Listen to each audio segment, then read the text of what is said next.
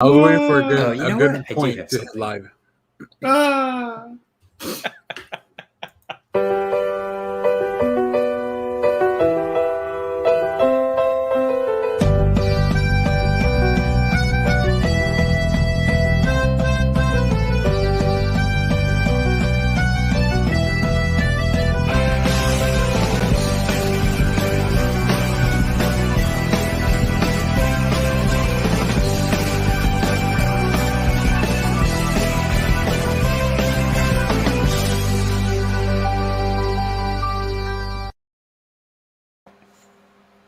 Wait, who's the last person we have at the end of the credits? I don't remember. Get that every time.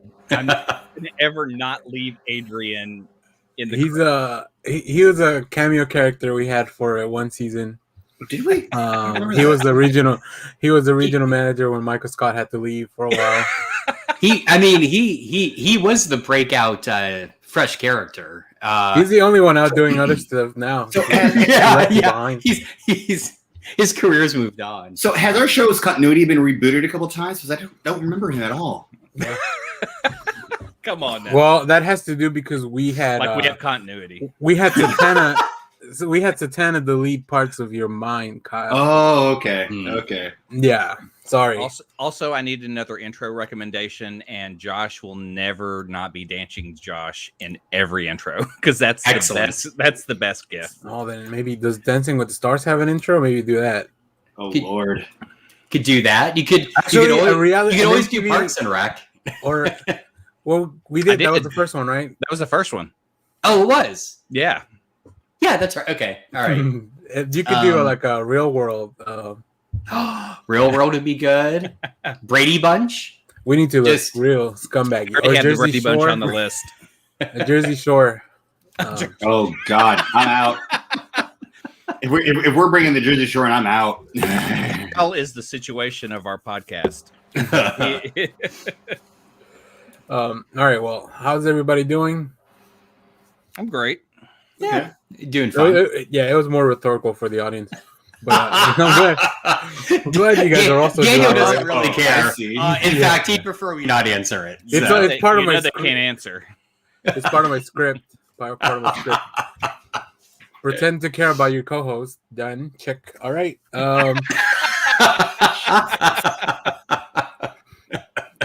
So we have a pretty interesting show today. I hope, at least.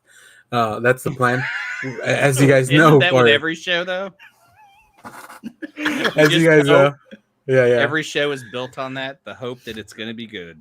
A hope and a prayer. We, as you guys know, we're doing our animation road to He-Man Revelations, Master of the Universe Revelations.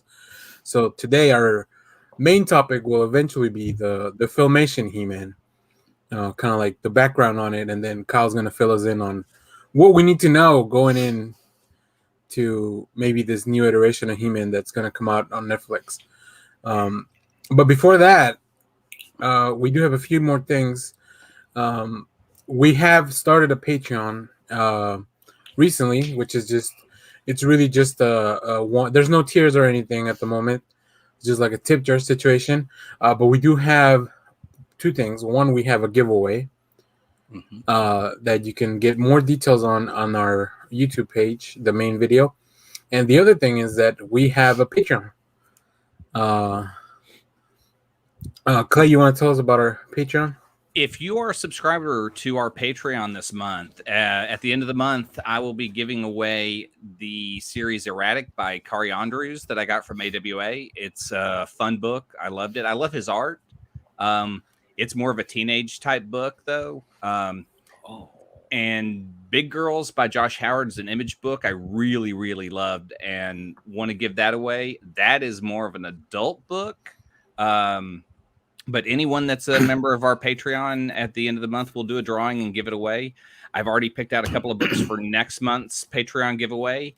If you like the question and you didn't get a chance to read the Black Label run, I'm going to be giving those away, as well as 2 80-page giants. Nice. So, if you're coming here for comics, we're giving them away. Join our Patreon, and you'll be part of the drawing. Yep, and big shout out to Jason and Jake, who are current At the table. patrons from at the table. So we appreciate that. You keeping some lights on. yeah. But okay, now that we got that taken care of, let's move on. They're keeping us in ramen.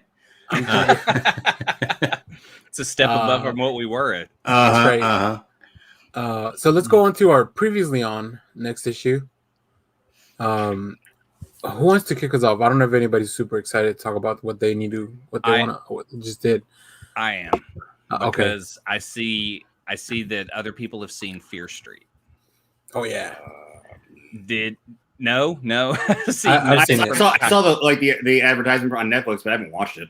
I watched the first two movies. I haven't watched the last one yet. We watched the last one last night. Okay. Payoffs aplenty. I sat there thinking about how long the entire event was. Would I watch it again? And I definitely would, because there's a lot more to pick up on it. It was just a fun time. But no one else, just Daniel, you're the only one who's watched it? Yeah. And I'm not very familiar. Like, I've never read I know R.L. Stine wrote a book before, whatever. And that's kind of where it's based on. Some guy wrote a book. They made some guy wrote a book. Some guy wrote a book, and then some other person wrote that into a script, and Shelby's a fan and wanted to jump headfirst into it. Yeah. And I really hated R.L. Stine for what he did to Man-Thing. And so I was like, what kind of shit are we getting? But that first one is so good that I was in for the ride, and this is just different kind of content than I expected. It is hardcore gory. Yeah, that's what. So I'm not a big horror person, or like a big slasher. Like, I missed a lot of that stuff in the 80s and the 90s.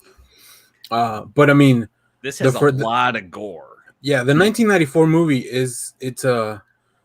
I mean, the movies are kind of meta, but also, like, it's very, you get a lot of Scream vibes. At least I did. I don't know if you did too, Clay. Well, for me, they were kind of dedicating it to the slasher genre. Yeah. And you can watch the first Halloween and see very little to no blood. I don't think there's any blood in that first one. In this, you see an axe to the face over and over. You see the heroes of the story like stabbed violently and up close, and they're kids. And it's so if you go into this, you're going to get some gore. Yeah. And I think all of the characters we meet are very likable. At least especially in the first movie. The second movie, they're less likable, but I think they're supposed to be, because they're camp counselors, and there's that whole, like, there's all that stuff. But that also plays into all the tropes of, like, that definitely felt more like a Friday the 13th movie, but a lot gorier than what I remember the originals being. I mean, there are just, you would have Jason just boom, kill someone, dead. Yeah. This is like boom, boom, boom, like vicious, violent, almost too real at times. But the cool thing to me was that there is this one through line through everything that just kind of keeps, but it's going backwards, as opposed to, you keep learning more, but because we're going back in time, which is why I'm very interested in the last movie, because the first two take place one in the 90s and one in the 70s, but the first movie takes place in the 1600s. They do a great way to tell that story too. Yeah. The way they transfer characters and stuff is really, really good. I will say that the way they do the time travel and tell the story is really, really good. Cool. I'm excited. Yeah, but I will say, like, if you're not a horror fan and you're not used to jarring acts of violence, then skip it, because a lot of that happens in the second film. Also, the first two movies have great soundtracks, because it's a lot of songs from those times, but they're not like in your face about it. They're just like, I think they play well in the movies. Yeah, I mean, they like finished the film with the Pixies, gigantic, and they did. I mean, the soundtrack's awesome. It's the second time I've heard a Nirvana cover in a movie in the last month. Oh, the first time being Black Widow, but yeah, if I know some of you guys haven't watched it, but you should, Josh. Especially if you already have it loaded up and queued up. Yeah, I know.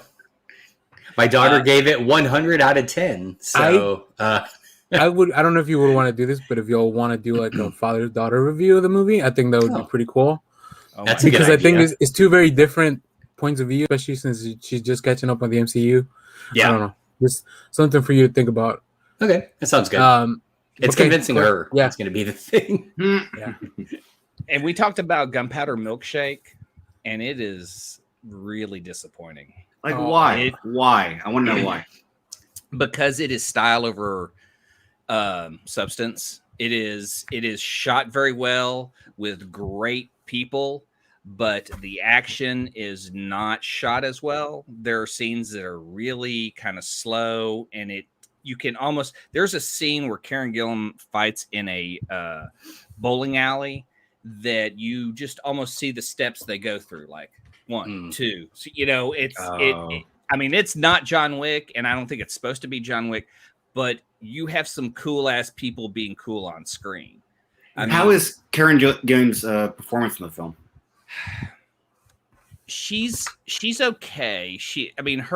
Her whole story is, her mom was a hit person. Mm-hmm. She's growing up a hit person. She has these old friends that were her mom's friends. Her mom's been missing for a long time. Will she come back? Gotcha. You're just there for the action. And I swear, I've watched it twice and I fell asleep during the first one. Oh. And didn't finish it the second time.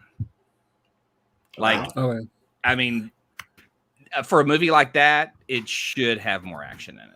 Yeah, I'm still gonna check it out because we did do the video for the trailer, and I still want to know because sometimes I don't mind the style over substance.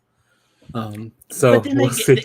Like you have these these scenes where they're like she's trading in her guns, and the whole motif is like these women run a library where they help supply assassins weapons, and it's just them kind of eating up scenes and talking and being cool, but then you're kind of like, okay, let's kick some ass and do something. I don't know. Maybe someone could tell me to stay awake through it the whole way through. Maybe I'll get some kind of payoff, but I didn't really. It was just Okay. There are a billion other action films on Netflix 10 times better than this. There are. There's that Extraction. Extraction's one I watch over and over again. That's awesome. Well, there's a Mary Elizabeth Winstead movie coming out too. I think it's called Kate. Yes. So we'll see how that one fares. I got a weird one for you. Charlie Says. This is Matt Smith playing Charles Manson. Oh, Lord. You mentioned this in chat, and I remember when this first got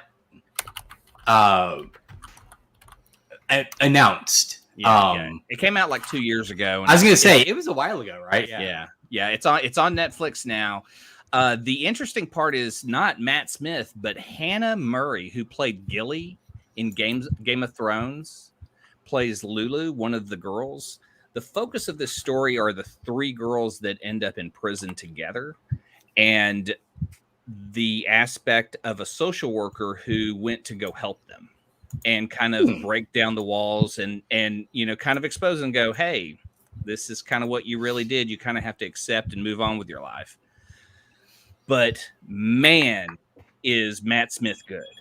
He does the best Charles Manson, but the thing that's fucked up is you can kind of see he can't do a full beard. So when they do close-ups, you kind of see the patchwork and the stage makeup.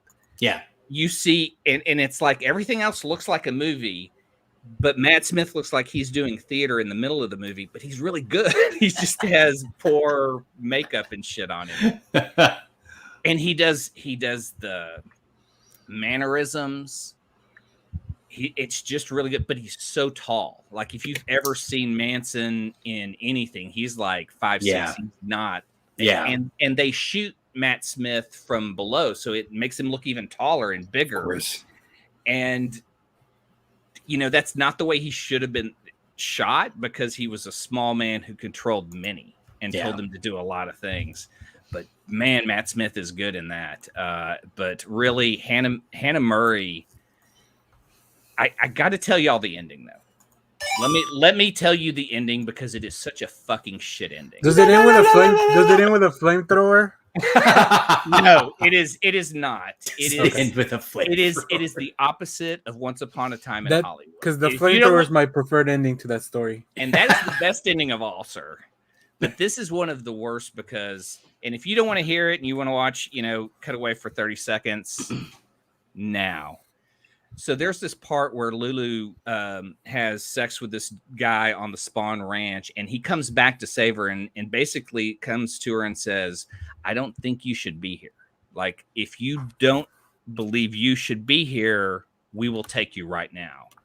And she turns and looks at Charlie, and Matt Smith, no words, just goes, and just lets her like figure it out. And so she, in the end of the story, she relives this moment and leaves with him.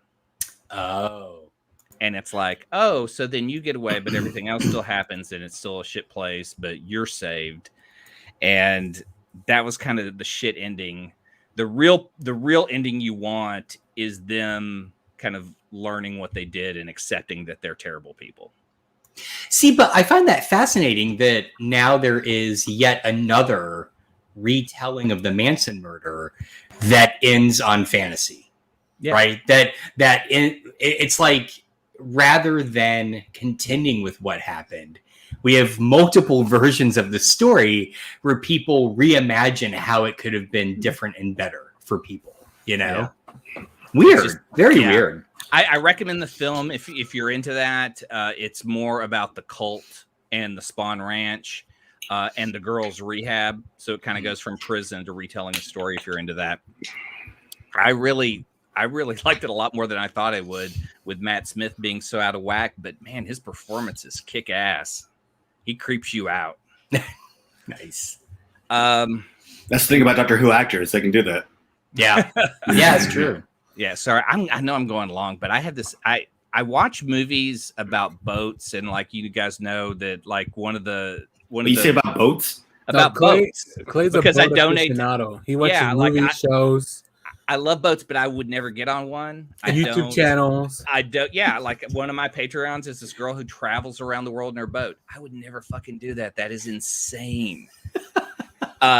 Because I watch movies like Adrift, and Adrift is a movie with, I think her name's Shailene Woodley, and she is one of these people who kind of travels and works boats.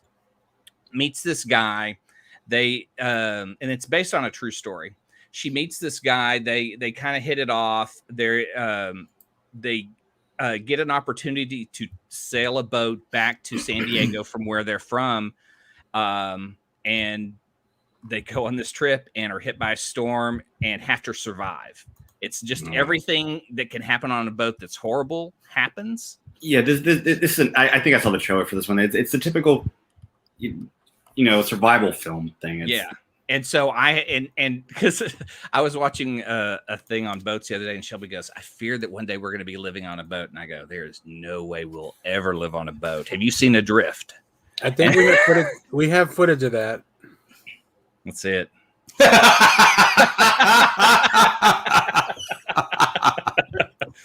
I get a 20 right now that says in 5 years they're going to be living on a boat. No, because here is my movies that will make you not want to live on a boat. Adrift was great. It's well worth watching. All Is Lost with Robert Redford. The whole movie is just him on a boat slowly dying. And then Abandoned, that has Dominic Purcell. And this too is based on a real story of these guys in Australia that were trapped on a boat for like over 160 days. And it is terrifying. But just seeing these people try to survive and what they go through. Man. See, I can counter your fear in one word: Sharknado. Because in Soviet Russia, ocean danger comes to you. So and no offense, Clay, but your choice of movies, you go for the danger ones. You don't go for the ones that actually have like a happy ending or fun. Where's those happy boat movies? Yeah, well, where's Life of Pi? I watched all of the Love Boat, and not once does that damn boat sink. Where's Ghost Ship and The Ghost Ship is good. the Poseidon adventure. Oh, another great one is Triangle. Have y'all ever seen Triangle? No, I've heard of it. Where's Titanic? God, that's a lot of boat movies. No, these are my three core: Adrift, All Is Lost, and Abandoned. My three main films, the ones where the boat sinks. Fuck everything else where they actually live.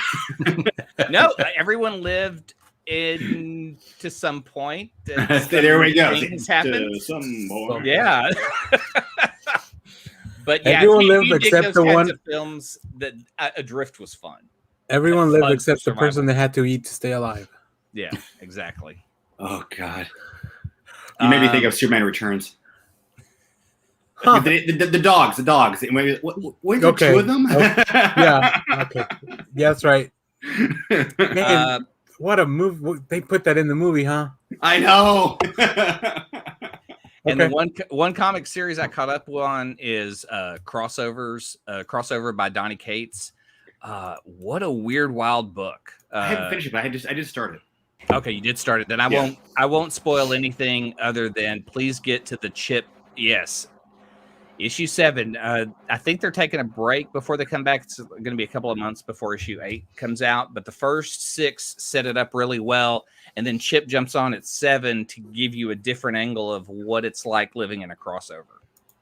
And we talked about this a little bit before the show. The premise is superheroes are real. A crossover comes into the real world. Mm-hmm. People from comic literature have come into the real world, and people from the real world have gone into the comic world in this bubble where everyone is fighting. How far are you into it, Kyle? I think the last issue I read was 3. Okay. And so it follows what happens in a world where comic book heroes are seen as villains because of all the destruction they do. And what does it mean to the comic book industry? What does it mean when fictional characters are now seen alive? Does that mean all fictional characters exist? And then they're imprisoning a lot of them. So what's the government going to do with all these superheroes that they've kept? There's a lot of cool stuff in it. It's Donny Cates. It's fun as hell. There's some points of the plot that I kind of get nitpicky about, but shit, when Chip takes over on 7, that seventh issue is something so different from the first 6, and it's awesome. Cool. Yeah, I need to catch up. I know you can get volume 1 already at the comic shop or the Hoopla or whatever comicsology. And I think that one collects, I believe, the first 5 or 6, maybe 6. Yeah. And then now you get the Chip Zdarsky. Okay. Yeah, and I thought I'd finished this, but yeah, this is a monster. Enjoy that. I think I love it. Yeah, I love it so much. Yeah, Criminals are very good. Ed Brubaker and Sean Phillips they have not let me down in years. So exactly. All right, Josh. I know you don't have a lot of stuff, but you do have something. I do have something. Yeah, no, I have been super busy all week doing non-comic related things. The one thing other than like walking, so my daughter is her summer activity is watching all the MCU movies because she was so young when they started that she missed really like the first phase. I think her first one in the theater was Guardians of the Galaxy. So we were pretty far into it. And so she's been blasting through them. She's up through Doctor Strange as of last night. So I'll like walk through the living room and she's, watching something. I'll stand there for 5 minutes and watch whatever. Do you shed a tear every time you walk by? Like, damn it, I did it. Like, I did it. Hey, this was all her decision. So that's what I'm saying. Like, I'm even prouder. Like, yeah. Yeah. You're like, I raised the right. No, but I will now. The only thing I have to recommend is so we finished Schitt's Creek 2 nights ago. That was our dinner time show. Such a great show. I love it so much. So good. But then we were like last night at dinner, like, crap, what do we watch? And so on a whim, I put on, because again, I wanted to introduce it to my daughter because she's big into Hitchhiker's Guide to the Galaxy right now. And I keep telling her about Dirk Gently, Douglas Adams' other series. And I put on the first episode of the 2010 Dirk Gently show, not the more recent one. Which was this? I'm sorry. Which one's the Daniel's showing? Is this the 2010? That's the 2010. Yeah, okay. It's only called Dirk Gently. The more recent one is called Dirk Gently's Holistic Detective Agency. Gotcha. Okay. And it's a mess. I really wanted to like it. It is like they took the very basic kernel of the story and then just threw everything else out the window. And it's a mess. If you're not a fan of Dirk Gently, you could go watch the newer one and maybe enjoy it if you just like weirdness and oddity and unnecessary conspiracy. but the 2010 Dirk Gently, as I revisited, is much closer to particularly the first novel than anything else produced. And the first episode is almost like a perfect encapsulation of the novel truncated down to an hour. It's funny. It ends on like a really cool kind of like zinger that you're not expecting. It's great. And Stephen Mangan as Dirk Gently is just phenomenal. He's really revisiting him. He's really, really good to play that character. So anyway, it's just worth seeing. It's one season. It's a British show, so that means it's 6 episodes. It's not long at all. Also has a killer soundtrack. Stephen Pemberton, I think. No, Daniel Pemberton did the soundtrack. So anyway, if you're just bored, it's on BritBox. So if you have a subscription to BritBox, you can watch it on there. It may also be on Amazon. So okay, yeah, well, that's it. Before we move on to Kyle, yeah, back in the chat. Kyle is Orko. F off, Robbie. I love okay. Orko. Yeah, Orko is cool. Yeah. I don't know what. Yeah, but I mean, I got to talking about. represent. Right. Oh yeah. I feel like in the new show, Orko is going to be a badass.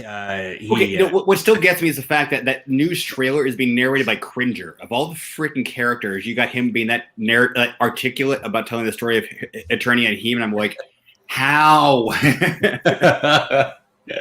Okay, so stuff I've been reading. Let's see. I've done Sinister Wars #1 came out, which I'm looking forward to because this basically has Peter walking MJ down the red carpet for the new movie that she's been in with the new producer, who is actually Mysterio, and the Sinister Six attacks. But Peter didn't know that.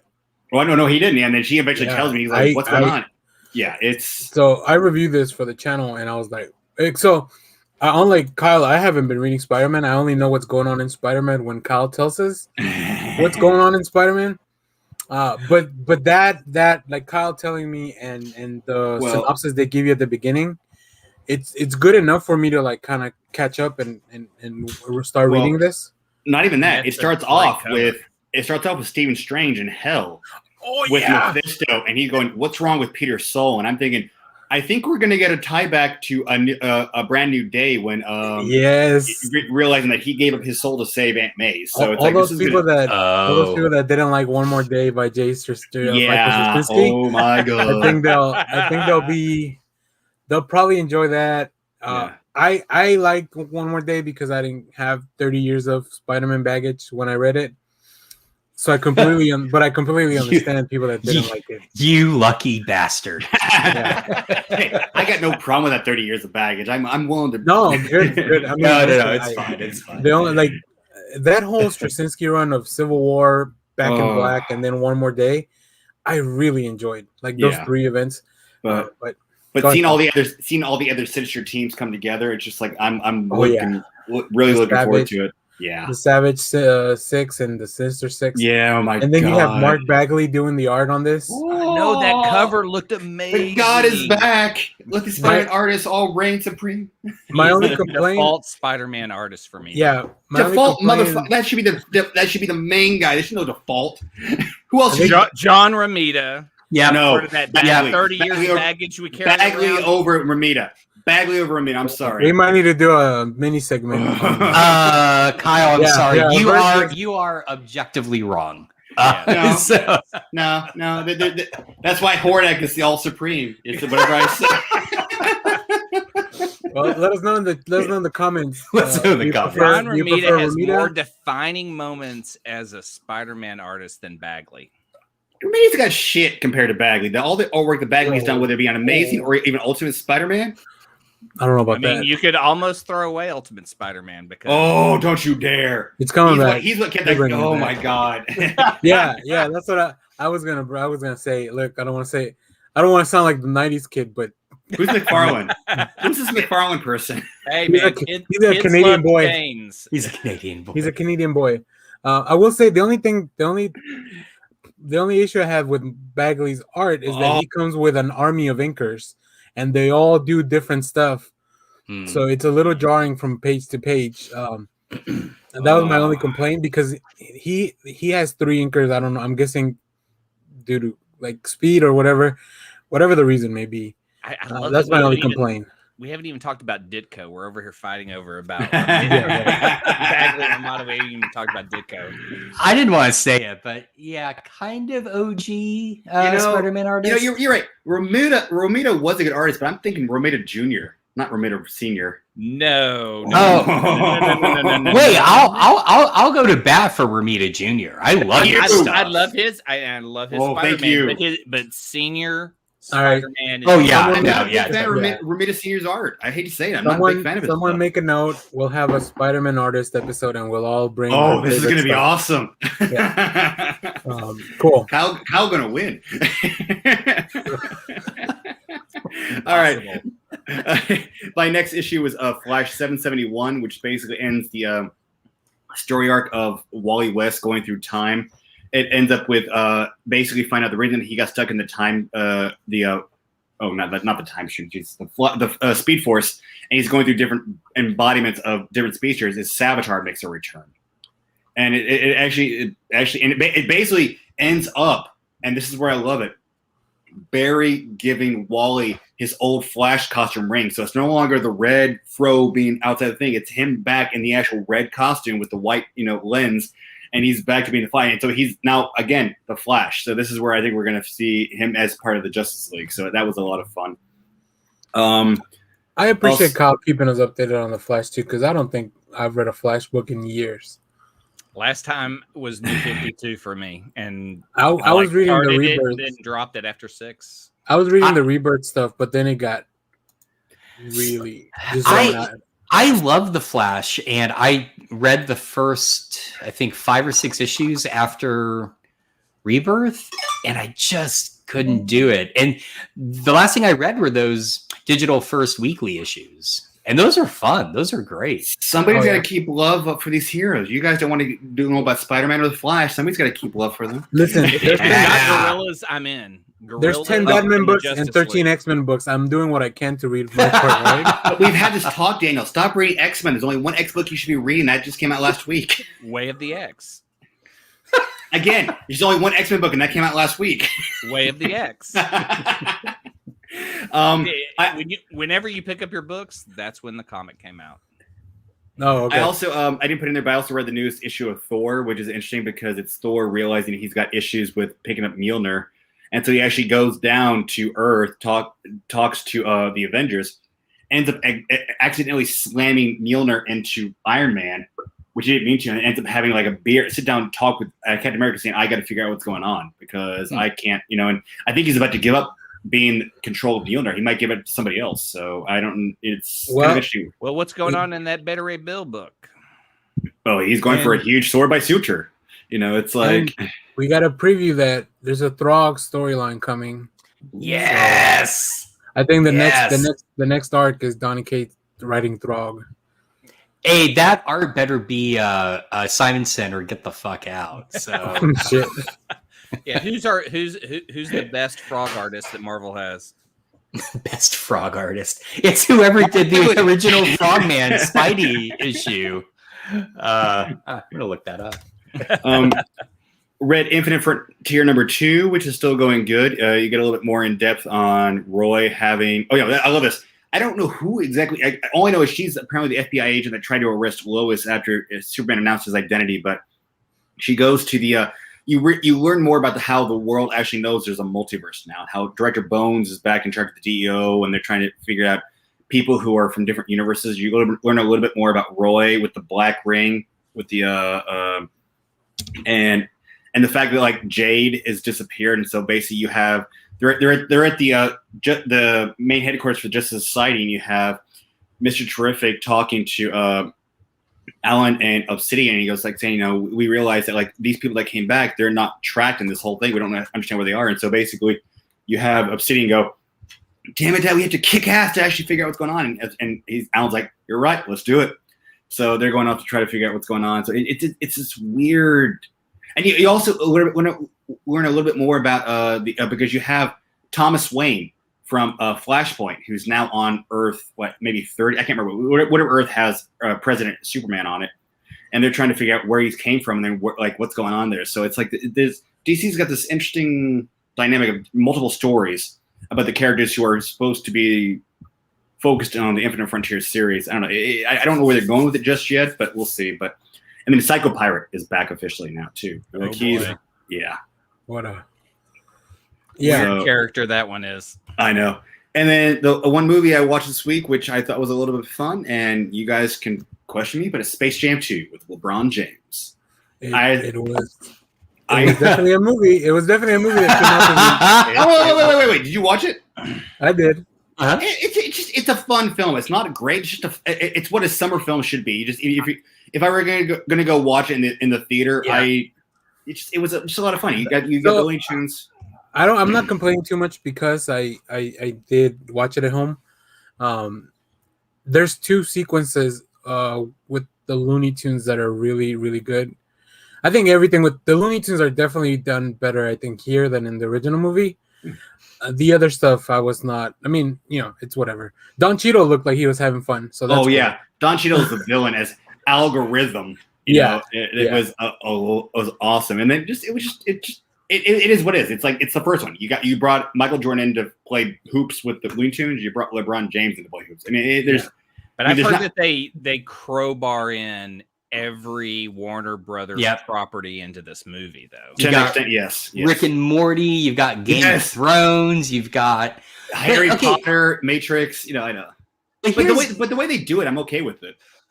But here's my complaint, right? And I know I am like the one person that will go to bat for this. Careful, Fisto. Yeah, I know. I fisted as hard as I could, man. I just want a Looney Tunes movie. I don't want all this other crap jammed in. And I'm the one person that never saw the original Space Jam, but really enjoyed Back in Action. I thought Back in Action did what I wanted Space Jam to do, which is just remove all the like basketball crap and the terrible acting from non-actors, and just give me a Looney Tunes movie. And so I don't get this love for Space Jam. I just don't get it. I just want a Looney Tunes movie. It's all I want. I've had my dose of Looney Tunes, so I was okay with the fact I'm doing it. I love the fact that they made LeBron into a Looney Tunes and the shit he went through. And then one of my favorite scenes of the movie is they're getting their asses beat by so in the story basically is LeBron's son would rather be doing video games than basketball. And he made his own basketball game. And so they go to Warner Brothers, try to make a deal with him. This idea for LeBron is from Algorithm, Don Cheadle's character, and he goes, I hate it. So he basically imports him and his son into the digital world of Warner Brothers. And so he has to go get the Looney Tunes and create a basketball team to fight against the team that his son, that Don Cheadle is, converting his son into making the video game. And one of the scenes is they're at halftime, they're getting their asses beat. And you have Sylvester goes, I found Michael Jordan. And so you see like this characters walk in, and it's not Michael Jordan, it's Michael B. Jordan. Goes, what's going on here? I got pulled in by this cat. That's pretty good. I think the sequence of getting all the Looney Tunes back together, that was awesome. I love that. The different worlds they were in, I loved it. Did they have Joaquin Phoenix's Joker? If they put that Joker in a Space Jam movie, I'll watch that. Will it get Clay to watch the film? Yes, he was in there. He's in the crowd scene, like when E.T. appears in episode 1. I figured he'd be dancing down the steps to his seat. what I love though is they have a sequence where basically it's set in the Bruce Timm Superman world, and basically you have Bugs is Batman and LeBron is Robin. They're chasing this runaway train. They get on the train, and you realize that the train, the conductor is tied up, and it's Daffy who's trying to be Superman, and he's got Porky filming him. And basically, you realize they orchestrated the train runaway so that he could actually become the new hero of that world. What was the best? I guess other world that's merged in, and what was the worst example? Because it seems like Rick and Morty was pretty. No, the Rick and Morty was awesome the way they did it, but there was no world. It was them and their spaceship doing. Here's your Badger back, and they threw Taz back to the group, and he's like, he's your problem now. Here's the best part. They go pick up Wile E. Coyote and the Roadrunner at the Mad Max Fury Road world. and Wile E. Coyote, like he's the dude that sprays, like he's one of those dudes. It's fucking like it's worth it just for watching that. And then that part's my favorite. Like I want to watch that whole movie of Wile E. Coyote being in Mad Max. Yeah. That's amazing, actually. That's really amazing. Pretty cool. Okay. Is there a bad one that you go, oh, that we don't? No, I think they all worked really well. Like all the Looney Tunes stuff worked. They had really Yosemite Sam in Casablanca playing the piano. Yeah. What kid gets that reference?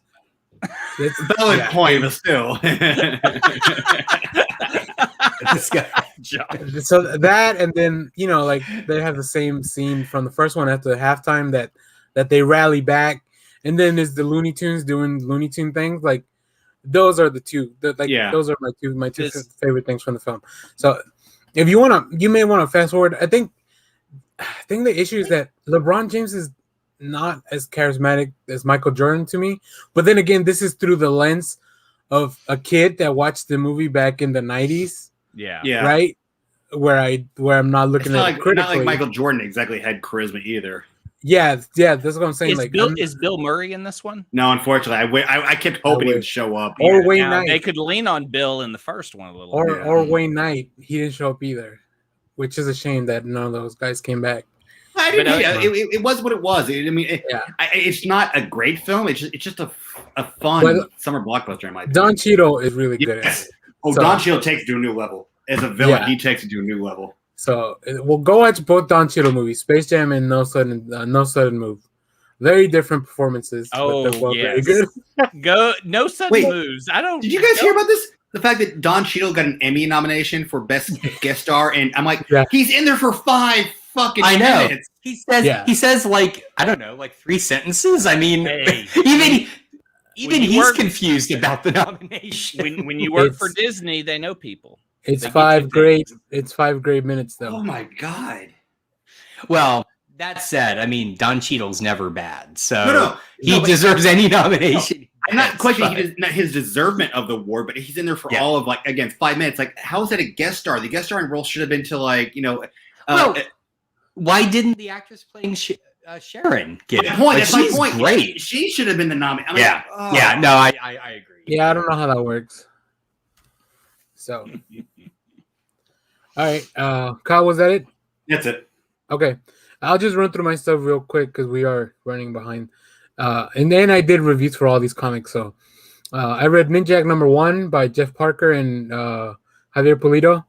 It's a relaunching of the Ninjak title at Valiant. I was a little hesitant because Pulido's art, I didn't think it would fit the story. Yeah. But it actually works really well. So yeah, but you can go watch. We have a review on the channel for that. Also read Sinister War, and then Aliens Aftermath #1, which is a one-shot to celebrate 35 years of the Aliens movie.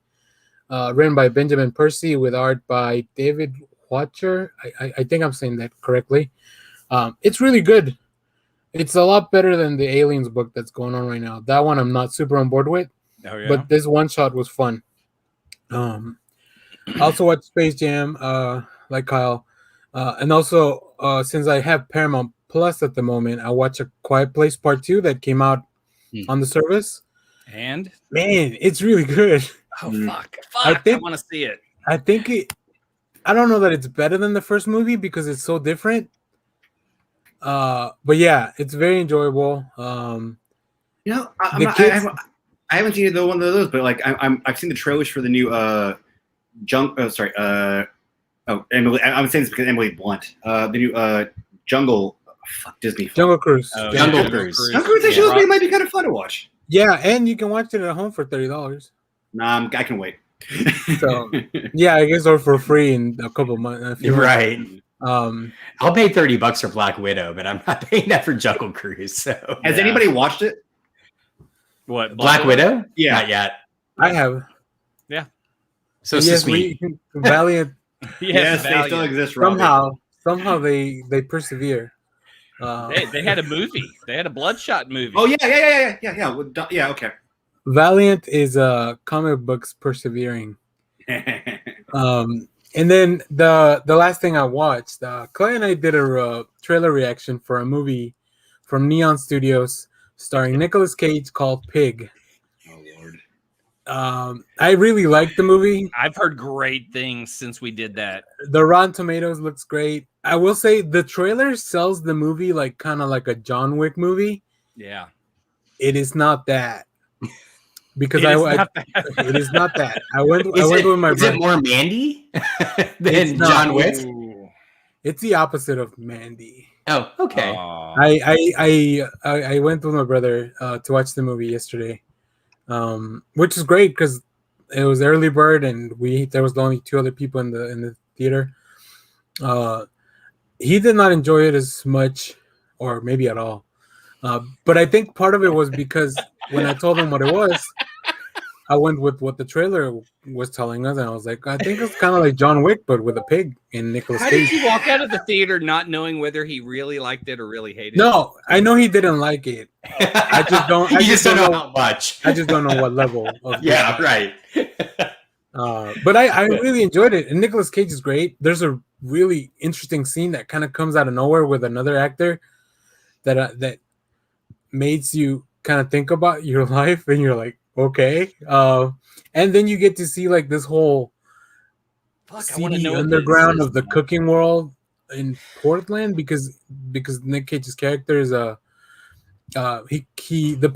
It's a truffle pig, so you get to see into that kind of whole part of it.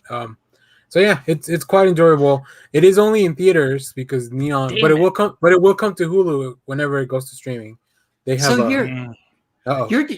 I'm sorry. Oh no, just that Kyle poofed. But yeah, it'll come to Hulu whenever. Okay, good. Whenever it leaves theaters. Your description of it is giving me very the man who shot Hitler and then hunted the Bigfoot vibes, right? Like you think it's one thing and then you watch it and it's this much quieter human movie. Yeah. Is that a good? So. Okay, it's quieter as far as action. I think there's still a lot of it's more character driven. Yeah. Okay. Nicolas Cage, and then the kid from Hereditary's in it, Alex something. Oh yeah. So yeah, I enjoyed it. So if you like Neon Studio, and then the trailers you get are for Neon and they're weird as shit, like the last 2. But yeah, that was it. Everything else we kind of already covered with that. But yeah, go check out the reviews for those comics. I enjoy doing the reviews because it makes me read stuff that's for this week, so I'm not forever behind on everything. Now, before we move on to our main topic, everybody finished Loki, right? Yes. Yep. All right, we're gonna go. This is your spoiler warning. Yeah. We're gonna go full spoilers on Loki. The big bad. Oh Yeah, man. Man, they made me crow because last week I said Marvel was gonna play it safe, and it's not. It's not who we thought it was gonna be, but it's a variant of who we thought it was going to be. I didn't have any thought of who it was going to be, so it was basically they got me. And that's where I'm kind of bummed is he played that version of Kang so well that I'm going to be disappointed if the other Kangs that show up in this next phase are not like that, right? No. Right. Because you realize Kang is so many different characters in the Marvel universe, so you got to be able to have a different character like Ramatut, Immortus, Kang, I know, Iron but Lad. Okay, now I heard somebody in a different discussion, we were talking about Loki, and somebody said that that person at the end is actually Immortus. That's what I've heard too. And then when you see the statue, It's that's hanging his Kang. armor. Yeah, Well, exactly. and So the closed caption only refers to the character as He Who Remains. right. So I know Yeah, I know saw he that. was dressed like Immortus, but I guess it's not confirmed that he. But the even statue was has Immortus. him in the Kang armor outside Well, the mask. Yeah. But that's a different version of him, right? Yeah. Right. That would be the variant that That's is what they starting to tell us. seep That's back why they in. don't. That's why they don't recognize. That's why when Wilson and the other agent don't recognize Loki, Right. which He's is in weird. he's in a different timeline. So the fact is, there have been other timelines, even though they were trying to keep the one line, as a main timeline. There have been other variant timelines. So that just proves that, like, there have been different time variant, bureaus and stuff like that. So my daughter and wife and I were talking after we watched the final episode, and we had this interesting theory that going forth, will we only see Hiddleston in the Loki TV show? No. And Sylvie will become the new Loki. No, they've already announced that he's going to be in Doctor Strange. Really? Okay. Interesting. Well, they Although- need to bring Sylvie back because she was pretty great. Oh, She they was have to. great. You can't Yeah. you can't not use her again. That's Yeah. bullshit they do. I mean, especially if we're going to go into a storyline that we're going to see different versions of Kang. To see him battle different versions of Loki would be awesome. So, I mean, how many versions of Kang are we going to get to see now that they're already willing to start dipping their toes in the multiverse? Sorry, my daughter just texted with a correction. That was my own theory. So just FYI. Oh, is she watching? I'm getting fact checked. No, she's in the other room. She can hear me. Oh, okay. That I was is. like, wait. No, well, I'll say this much. The fact that What If is the next TV series we're getting after they've merged the multiverse makes perfect sense now. It really does. Yeah. But because as soon as it started, I kept thinking, Oh, here we go. Don't tell them it was me. I was my idea. no. But as soon as Loki started, I was like, well, this really goes against everything we know is coming with the multiverse, even in the name of the next Doctor Strange movie. So, so the ending now makes a lot more sense. It makes What If feel like a natural progression rather than just a one-off. So, yeah. Yeah, that was cool. Did that come out the week before? Did we talk about? We talked about What If last week, right? Yeah. Okay. Because you had done a video. Okay, I forget everything. Kind of. Yeah, you're right. You're right. Now, What have you not done a video for? Yeah, true. Now I'll say the other thing I really, really loved about the ending is it's the first MCU show to not rely on big battle scene to wrap up everything. Yeah. I thought it was really shoehorned in for WandaVision. It felt natural for Falcon and Winter Soldier, but here, just having them spend 3/4 of the episode talking was great. I loved it. Give me more of that. Well, Just Jonathan Majors jumping around. That's Hiddleston is Loki. You realize that half his character isn't doing big battles. It's him just right, and that's his character. Well, except in this case, it gets replaced by Kang, right? Kang's the one doing all of that. I love the moment he pulls out the script and just like hands it to him. Yeah. That was so good. Yeah. But more Mobius, I really hope that they continue to use Owen Wilson more. Yeah. Yeah. And, it looks like he gets his jet ski. it looks like they will. Well, I love how we have the Wilson brothers separated now. One's on DC, one's on Marvel. Right. Right. Stargirl's coming. So. Exactly. In like a week or two, Stargirl's coming out. Oh, that's Also, soon? I hadn't realized that. If y'all are not watching, this is a little tangent, but if you're watching Superman and Lois, what are you doing? I'm Oh, recording man. all of them, and I just keep forgetting to watch it. I've still only seen the pilot. Good. Oh my god! Every episode is so good that I'm like, was this the finale? And then I look and I'm like, oh no, there's still more episodes after this. And I read something. Apparently, there's in one of the last episodes they announced how where Superman says, "I have no Kryptonian." But I'm not going to get in why he says it, but he says, "I have no Kryptonian family on Earth." And the reason that they did that is because of what they're going to do with Supergirl. They didn't want to give any spoilers because this is the final season of Supergirl, so they didn't want to. So I guess you guys were right. It is set sort of in the future because John Diggle appears in this past episode where he's dropping off something from Argus. He goes, Lois Lane, so this is where you and Clark moved to. And so they even reference back to Oliver in the episode. So it's like there's been a little bit of time passage. David Ramsey was in, I think this was the week that he was in a lot of the shows because he was in He was in Flash. Legends, and he was in the last Legends as well. And Flash is He played, but in Legends he didn't play. he played Diggle? he played like an old. They're in the old West, and so he He played played. like this. No, sheriff. it was the character that they based the Lone Ranger on. Really? the person? Bat. Yeah, Bass yeah, Reeves. Bass Reeves. Yeah, Bass thank you. Oh Reeves. wow. Yeah. Okay. Yeah, he played Bass Reeves. I It's remember it's the same person in Watchmen, Watchmen. the TV show. That's the only reason I know who he was playing. Yeah, thanks, David Lindelof. But I guess to wrap up on any final thoughts on Loki, other than I'm super excited for I'm glad they're doing season 2. Yeah. It does make me question why this show's on Letterboxd if it's supposed to be movies only, and this is clearly a TV show because it has. No, I've noticed on Letterboxd they will add more recent TV shows in there, but not old ones. It's a weird thing. I was trying to keep it just to movies, but yeah, Letterboxd is fun. I need to add that too. Which I have reviews for all the stuff we talked about earlier too. So do you think Tom Hiddleston can play Loki for another 10 years? Yes. Do you think he can play Loki longer than Kelsey Grammer played Frasier? Oh. Well, I don't know. That's a lot of fucking TV right there, and we're just talking movies now. Yeah. So I don't can he play know. it that long, like another decade?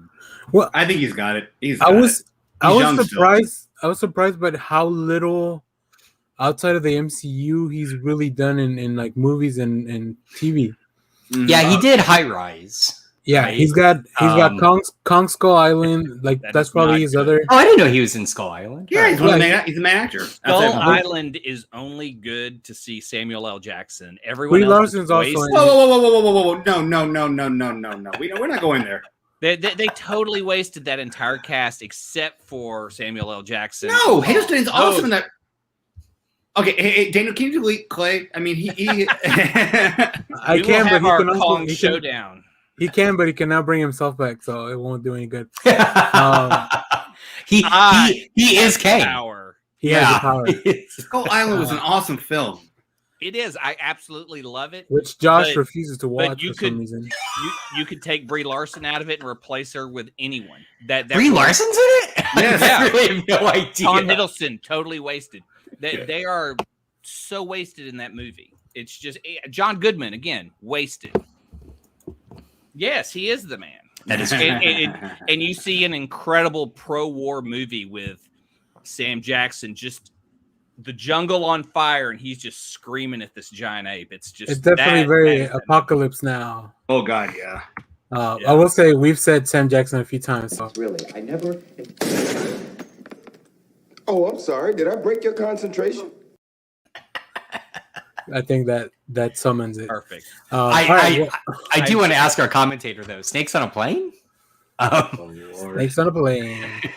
He's tired of them. We know it because he did it. That's right. True. Nobody else could have True. pulled off that line. Yeah. Gilbert Godfrey starred in Snakes on the Plane. We would not be talking about it. I do want to see that version now. Though. Maybe, yeah. You say that, but I think we would. Nobody wants to see. He is Yes. good in almost everything. The Hitman's Bodyguard. Oh. I love it when Daniel goes. It's not the first. This is not the thing I would go tell you to watch first. I'll say that. But he is great. Yeah, maybe we should have a Sam Jackson appreciation. Oh, definitely. All right, let's move on to our main topic, which this week, as you can kind of see in the background, we're going to be talking about the Filmation He-Man. We're just going to talk about Beast Man. Before we get into it, because it's going to be definitely a lot of Kyle talking. Well, only because I feel like we don't. I know. I'm joking. I mean, I watched it a lot as a kid, but definitely I'm don't bringing have nothing the. to the table. I watched in preparation for this. One of the things I did watch was that episode of The Toys That Made Us that kind of talks about the history of why He-Man happened. Which I love. This is a little bit of name dropping, but the company that did the Toys That Made Us are going to be the company that are basically doing a new version of Silverhawks that's going to come out, animated version of Silverhawks. Awesome. I'm like, yay! one of the few things that I got from the thing as I rewatched it was that they did focus groups with kids to figure out what the theme should be, and then the fact that Frazetta's Conan the Barbarian was what the kids reacted to the most. Yeah. I found that. I mean, first of all, it's cool that Frazetta. I mean, I get it. It's Frazetta. But yeah, the fact that he like that kind of was what the kids kind of were drawn to. I think that was cool. I don't. Did Kyle just bring a Bible? What's going on? It's a Bible. The Holy Bible of God. No. What? No, I do. This is the complete collection of Masters of the Universe mini comics from Dark Horse Comics. I have the ebook version of that. Oh no, forget the ebook. You need the actual you can't get that anymore. I've tried. Oh really? Then I am. Yeah. If I go to court, can I swear on that book? If I'm ever put your right hand on Fisto. I think if I ever become president or some kind of political position, I'm gonna choose that to swear on. Yeah, you should. You get to bring your own book. I solemnly swear on Skeletor's chest that I will tell nothing but the truth and nothing to the truth. Yeah, exactly. And then I'm gonna yell, "I have the power" at the end, of course. Right. Which was another really interesting thing that it's a weird way because it's all these dudes talking about like, yeah, we observe kids play and like it sounds weird, but and then they were like, yeah, they were all about power, like their teachers couldn't tell them what to do and their mom couldn't tell them what to do, and I'm like, well, yeah, that's what children do, but the fact that was what they felt the kids gravitated towards was really interesting. Yeah, well, this is the early days where there was no regulation on television, so they were like, we could just put on commercials during a cartoon, or we could make the cartoon a giant commercial for toys. Well, yeah, you can thank Reaganomics on that one. Oh, well, yeah. Reagan's destroyed this country, but we won't get into that. That's a different show. That's a different show. But just looking at we were just sold toys. That's all Saturday morning was for. Well, what's wrong with that? Well, I don't know so much about Saturday morning, but Saturday morning we had so many different cartoons that never even had a toy line. But you definitely your syndicated shows on after school were definitely made for. Yeah, but those were syndicated, so a lot of them were just reruns. These were brand new, specifically made to sell toys because post Star Wars, and they saw how well action figures sold. It was like, okay, what's the next big toy that we can make? Well, and see, I think the perfect example of the disconnect between the kind of callous capitalism of that and the world building that children loved was Transformers the movie, right? They were like, we're just going to kill everyone because we want to release this whole new line of toys. And kids lost their shit, right? Yeah. They're like, you killed our... And they're like, oh, this is... You know what? Hey, that G.I. Joe movie... let's go in and quickly edit that because we were going to do the same thing. The Duke, they were going to kill Duke, and they realized, we can't do that. I love the episode of the Goldbergs where he talks about the death of Optimus Prime and how he filmed a funeral, and at the end of the show, he shows his actual funeral for Optimus Prime. That was a great episode. That's how we were affected as kids by these things. That's another interesting thing they talked about, like. When they met with the toy distributor, like it was in Toy Story, it was like the second biggest one, Great Toys or something. I don't remember. The mascot was a panda, so you guys may remember. They told them like, okay, but how did the kids know what the story is? And that's how the mini comics came about. Because they just like, oh yeah, we're gonna publish comics with it. Yeah, but you also realize the mini comics came with their own history because he started off as just a barbarian who got like this axe and a freaking chest plate. And eventually it's turned into Adam becoming man. It's so different. Yeah. When Toys R Us was involved, which was the largest the largest toy distributor, their biggest company. RIP. Except in Canada. They're still in Canada.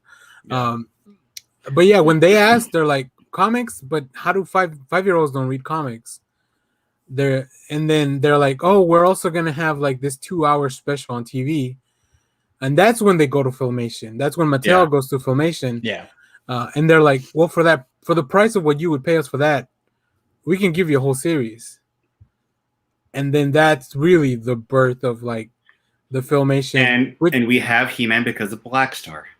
Yes, legitimately.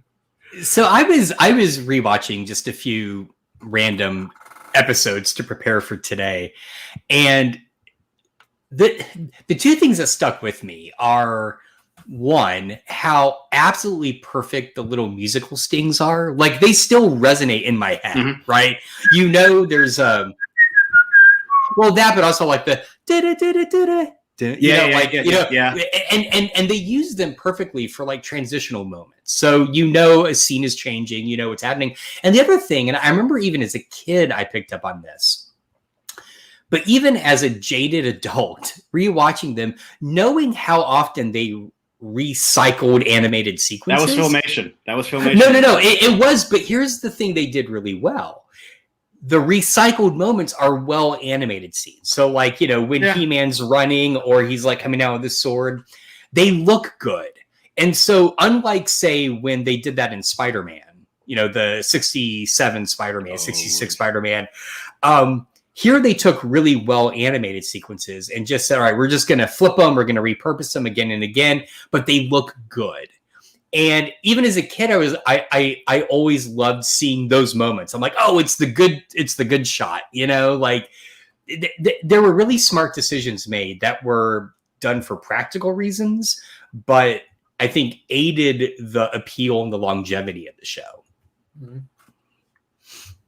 Yeah, and it really let the kids who were the viewers, like, it made it easy for them to get into this world and understand what's going on. Every episode had kind of a lesson that they reiterated at the end. Yeah. Right? I don't know. I watched one where the lesson could definitely backfire. But what was the lesson? Well, all right. Well, first off, before I get to the lesson, let me back up a bit, because I had actually a question that I needed Kyle's help with, or any of your guys' help. It's an episode, I think it's called Prince Adam No More. Okay. That was He-Man No More. It was the final episode they aired. Does he throw his sword in a trash can in an alleyway? No. He throws his sword into the pit that's below Castle Grayskull. I want to know that. Not that even. It's okay. No, this is the early one where basically he wants to tell his dad that he's He-Man. Yes. And Randor gets captured by Beastman and the Dark Beast. Okay. Yes. Now, it is written by Paul Dini. Yeah. And I'm watching it thinking, this has the basic structure as the Batman animated series episode where Harley Quinn captures Batman. Oh, Lord. And I couldn't find that episode. And I was trying to see if it was also written by Paul Dini. Like, I'm curious if he just kind of like I didn't really go far enough in that He-Man episode. Let me revisit this structure, this basic nugget, you know? But the moral at the end is Orko saying about how a parent, even when you don't think so, always loves their child. And I was like, there's truth to that, but I worry there were some kids watching the show who just had like horribly abusive parents, you know? And it's like, what does that tell them? You know, I don't know. You're trying to market to the good side of things. They're not going to say like, hey. Oh yeah, no. I mean, I know why they did that moral, but I'm just saying that like from a practical standpoint, I don't think that moral would fly today. I think there would be much more. Well, half the shit that we watch as cartoons wouldn't fly today. You know, like, we live in such a freaking, I hate to say it, but such a society where we're too afraid of offending everybody. That it's just like half the cartoons we grew up on wouldn't get past, you know, He-Man, She-Ra. I don't think half of them would be able to get past. I don't know about that. I just think they would be, like I said earlier, I think they would be more thoughtful about how they broach it rather than maybe not broaching it, you know? So. All right. Wow, I really killed that conversation. You guys are welcome. Hey, where's Josh dancing? We need him dancing to bring up the. Yeah, I'm trying to confirm that John Romita did the Spider-Man.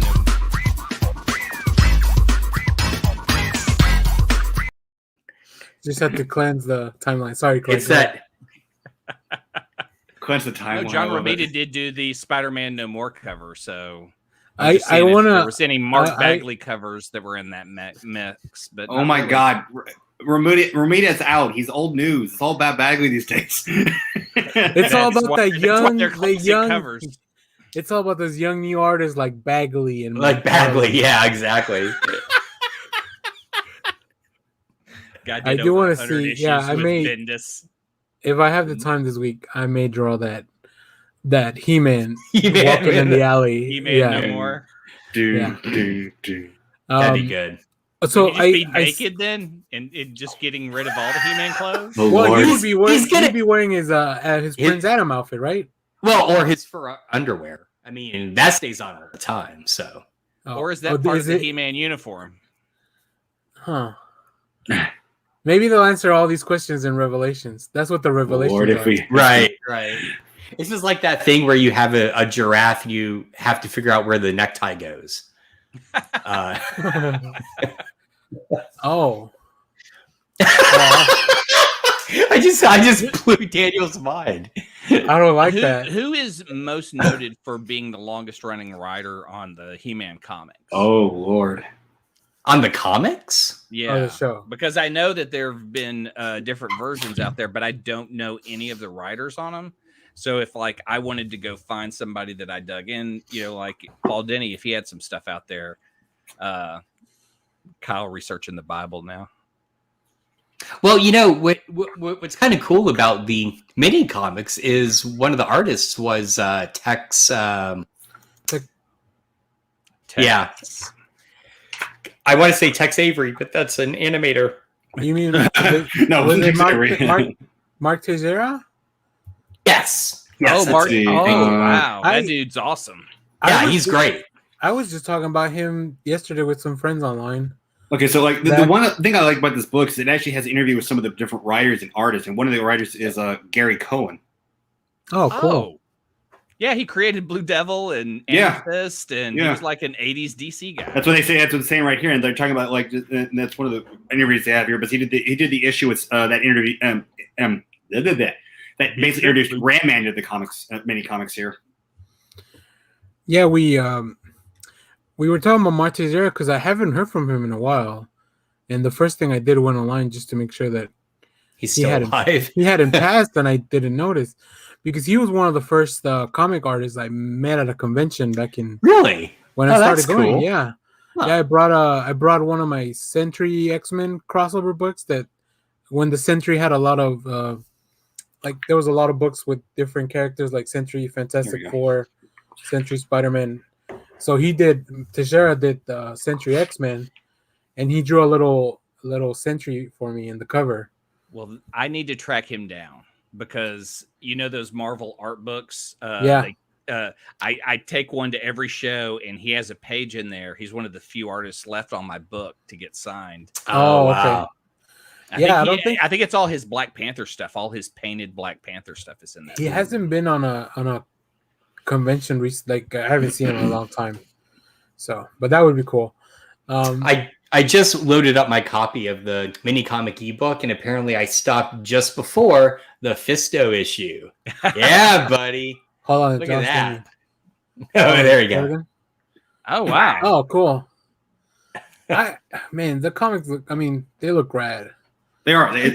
This was worth it. Yeah. And this artist, Alfredo P. Alcaya, I think it's a Spanish artist or South American artist. They talk to him in the book as well, and he's fantastic. He's really good. And I think he's a South American artist that worked for DC for a long time. I think he did a lot. Oh, really? Okay. Of Swamp Thing stuff, if I remember correctly. But yeah, he's a longtime DC guy. Oh, I didn't know that. Okay. Because I feel like this was new. Like he was fairly new when he started doing these. They were all young and new when they did these. Paul Dini was still just, I think, starting out when he wrote a couple of the episodes of the Filmation series. Yeah. Okay. Paul Dini is all over Saturday morning cartoons in the. He wrote episodes of freaking Gilligan's Planet, which is a horrible series, but it's still. There are so many bad cartoons back then. I love it. So many. I think it's interesting because that's what the market just called for. Like they were using all these cartoons, to sell the toys, And Well, you had But the we got- Scooby Doo cookie cutter, so you had the Right. teens that would do stuff with the talking dog, and you would just copy that into multiple formats. Well, I mean, even down to just how much Hanna-Barbera just relied on fads. I was watching Thundar, and I totally forgot they had a dune buggy, which just doesn't work in a fantasy world. I'm sorry. They're driving around a dune buggy. I'm like, why? I'm sorry, sir. Have you not read Mark Miller's Old Man Logan? That is where the dune buggy works. Oh my god! All right, well, good to know. Okay. Yeah, that's true. Especially when it's being driven by a blind man. Yeah. True. True. Oh wait, no, I did read that. Okay, You did? Yeah, Yeah. I did. Spider All Buggy. right. And I you remember that, also read the prequel. Yeah, by accident. Yeah, it was very hard to find the right one. You also had, what was it, Speed Buggy, the talking talking dune car. buggy. Yeah. I mean, that was just, who didn't want to own a cool dune buggy from cartoons? Because at some I'm not point gonna it would lie. talk. When I was young, I wanted one. Yeah. I also have some nice trivia that I pulled while we were getting ready for this. Some interesting facts about the show. Episodes in which Skeletor appeared were never broadcast in France because the skull face was too terrifying for children. So they watch like 3 episodes of Masters of the Universe. I don't like. There's 130, but I don't know how many Skeletor was a part of. But I imagine he was a big part of the story, and a lot of them. Yeah, how would you couldn't show the show at a certain point? I mean, Robbie's got a valid point. Like with Thundar, it is a post-apocalyptic, right? It may have some fancy. All right, that's things. fair. That's fair. All right, I do agree. I just find some Mad Max cars in there. That would have been a real kick-ass Barbarian. The Dune Buggy makes sense in only one episode. Which episode is that? Let us know. Yeah, do you know which one, Robbie? Please let us know. God, I hope they have a Fury Road episode. There is not one single He-Man book on Comixology that's in there unlimited at all. So I'm not surprised. I think it probably has to do a lot with the rights. Yeah, Mattel being stingy. Also, another thing I found: Orko's name was originally supposed to be Gorpo. Yeah, but the character's name was changed to save an animation cost because the O is symmetrical, so they don't have to flip it around all the time when animating stuff. Yep, makes sense. Man, what a wild Gorpo. Well, you got or so you can anyway. It's the same. It's an animation thing.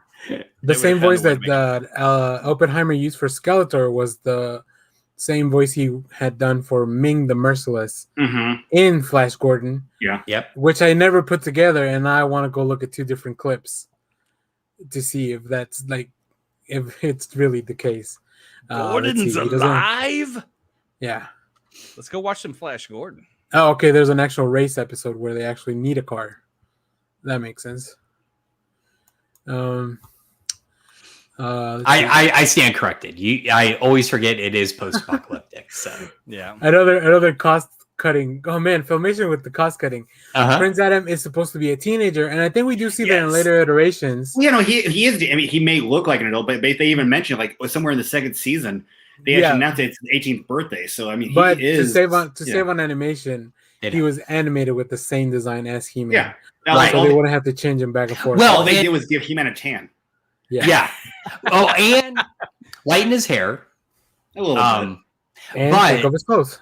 But think also there is a knock-on benefit, and that is for Mattel because they don't have to make a new mold. Yeah. Right. I mean, if you think of the bodies of almost every He-Man character, it's the same mold. Yeah. There were like 2 different body frames, and if you go and look at the arms for He-Man compared to Stratos or Beastman and Stratos actually have longer arms that they do in the actual thing. But basically He-Man and Skeletor have shorter arm, kind of muscular arms that they use. So it was basically the same body frame, but a couple different parts. But again, the mold is 1 or 2 molds you're using for the whole structure of all the characters. Oh, interesting.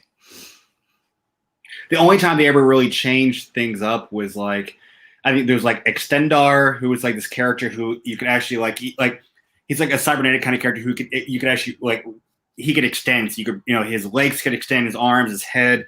There was Dragster who had a wheel that you could actually pull one of the things and he could go speeding by. And then they had the two characters, Blade and Saran, which were from the live action Master Universe movie, which basically one had a thing in the back. It was like a lizard character, but you pulled the switch in the back and he did sparks. And then Blade had you could switch his arm back and forth, and he had swords. He was a sword master, but again, he was a different body frame than what the rest of the Master Universe characters were. Well, and you've got Tila as well. Now, did they use the same mold for Tila as they did for She-Ra, or were those bigger figures, weren't they? No, they were exactly the same size. The She-Ra figures, even though it was, I think it was a different company. She-Ra. Parents actually got me the She-Ra action figure for my birthday one year, and it was basically the same mold, the same. Because all the women characters, whether it be the sorceress, Evelyn, that's right. Had like a hole. You put the sword in their hand, and then it was like almost like kind of like just like a flat palm, and that was the same character they used for everything else. All right, so the book you have is He-Man and She-Ra: A Complete Guide to the Classic Animated It's everything. Adventures. It's new. It's new Adventures of He-Man, original Master Universe, She-Ra. It's also like even the most recent stuff when Mattel is still doing all the stuff. They have all those mini comics. So any mini comic that's been done within, I want to say up until like 2008 is in this book. Okay, I was trying to find the digital version, but it looks like they have like a huge collection that has that as a part of it, because that book looks like it's $18 digitally. It's when I bought it, it's in 2 volumes. Oh yeah. There's just one volume for $17. No, see, I have the complete thing. That's what I love. I know. I can't get that anymore. I tried. Yeah, that is an awesome book. But digitally, they only have a few things available, because I was trying to see who's the writer who's going to get me on. Now, granted, there is a run of He-Man that Keith Giffen does write. What? I want that. It's a 2013 He-Man DC's run on it with Ed Bendis as doing art. Oh man, I need this. Hang on. So is that on Comixology? It's on Comixology. The other book I have is the animated book from Dark Horse for the whole animated series of She-Ra and He-Man. That's the one I was looking at, and that's available digitally for $32. And this is amazing. Yeah. Oh my god. I need to go back through these books. Holy shit. Now there's another book that's He-Man: The Eternity War from 2014 that's written by Dan Abnett. Now, that's the one those were specially done for the Mighty Collector action figures they were doing at the time. Yeah. Now, if you enjoyed early Guardians of the Galaxy, or not early, but mid Guardians of the Galaxy, that's Dan Abnett. So, gotcha. Okay. Well, who's also a big. He's written like all the really good Warhammer 40K novels. Yeah. The dude cranks out books left and right. Yeah. Then there's a He-Man and the Masters of the Universe, volume 1 that has Keith Giffen, Jeff Johns, and James Robinson credited as writers on. The art includes Philip Tan, who I love, Howard Porter, and Pop Mon. The most recent book they have right now, and it's through Dark Horse, but it's by one of my favorite YouTubers, Pixel Dan. He's been doing reviews on Master Universe and a whole bunch of toys for like the last almost 10 years. But he basically the whole book is just about a review on every He-Man action figure that's been almost done. So it's basically just a review on the toys and everything. And so he went through and got it published through Dark Horse. And again, I eventually would like to get that one too, but it's the most recent one they have out on them. Well, there's 2. I'm sure you're gonna about this one. Mashup He-Man and Thundercats that came out a couple of years ago. They're in storage. Yeah. Because it was So this is what I love about that series is they did the crossover with Thundercats and He-Man, but the He-Man book leads into a sequel of Injustice versus Masters Universe. That's great. Where basically He-Man becomes Shazam.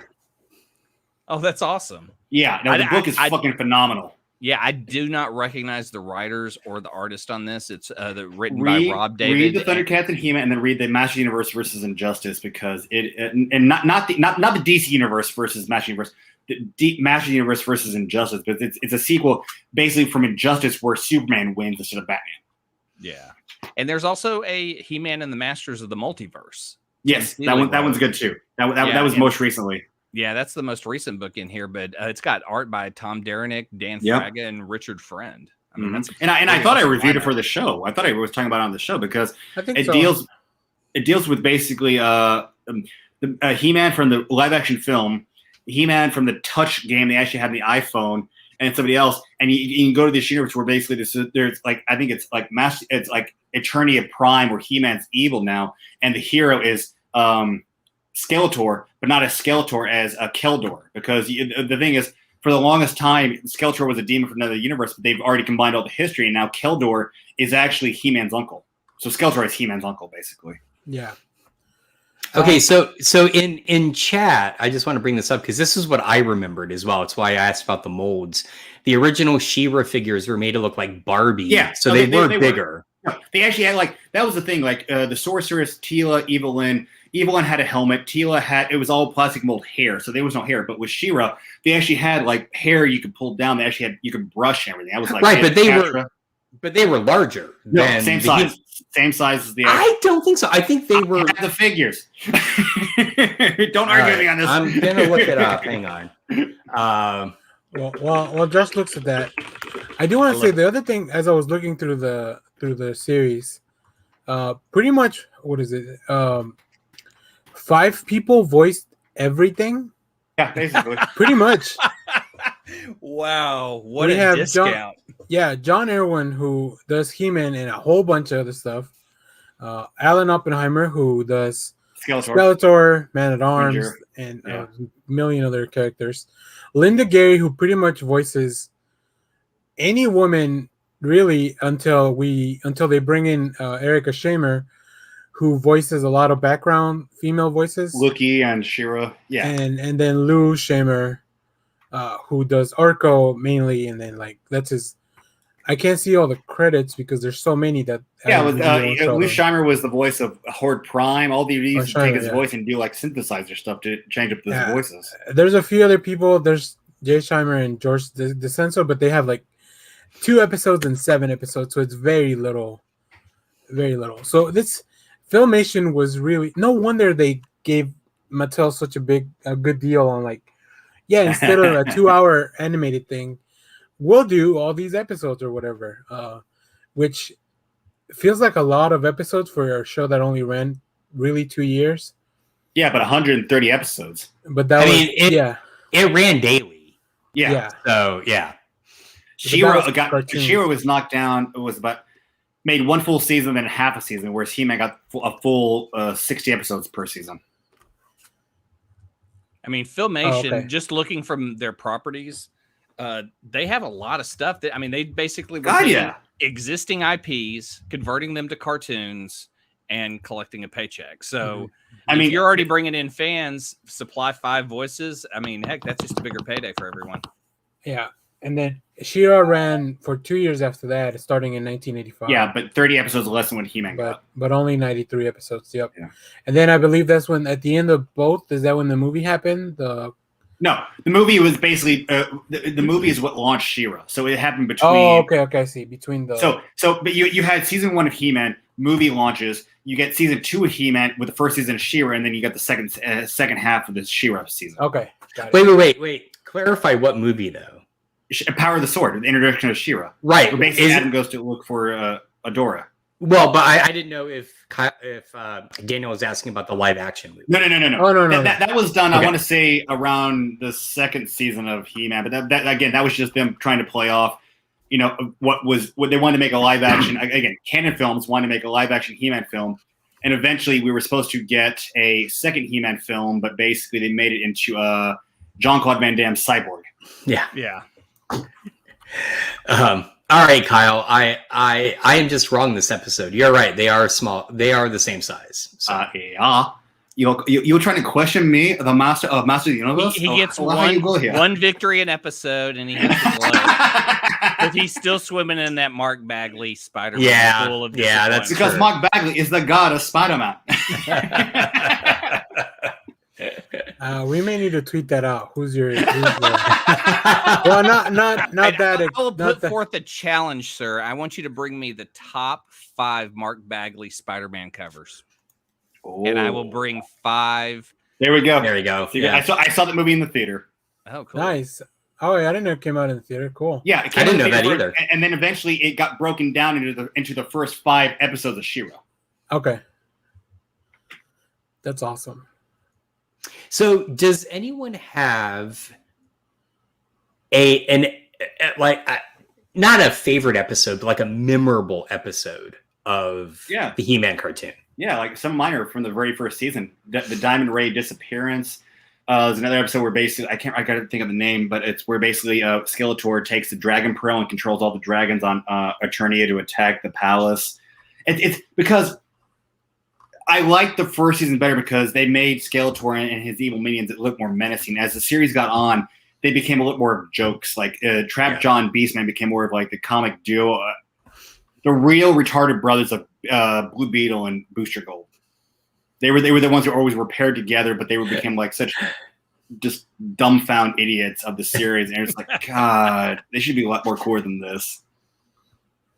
So I'm curious how we think. I mean, because Kevin Smith has said this new show is a direct sequel to the filmation. Yeah. How are they gonna like? Are they gonna purge it of all the like Trap Jaw, Beastman? No, they're in there. Beastman's in there.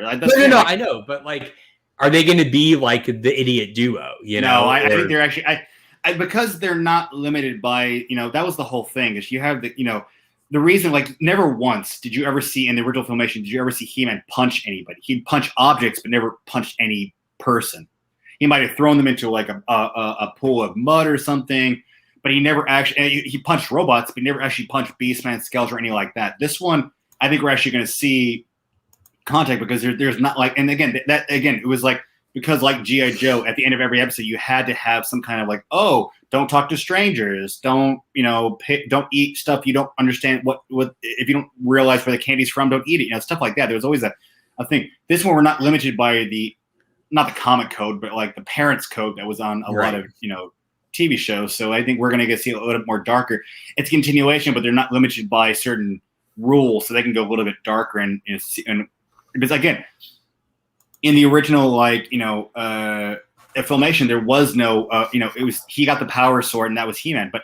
And when we got into the Mike Young production in 2003, we realized that the power sword came from.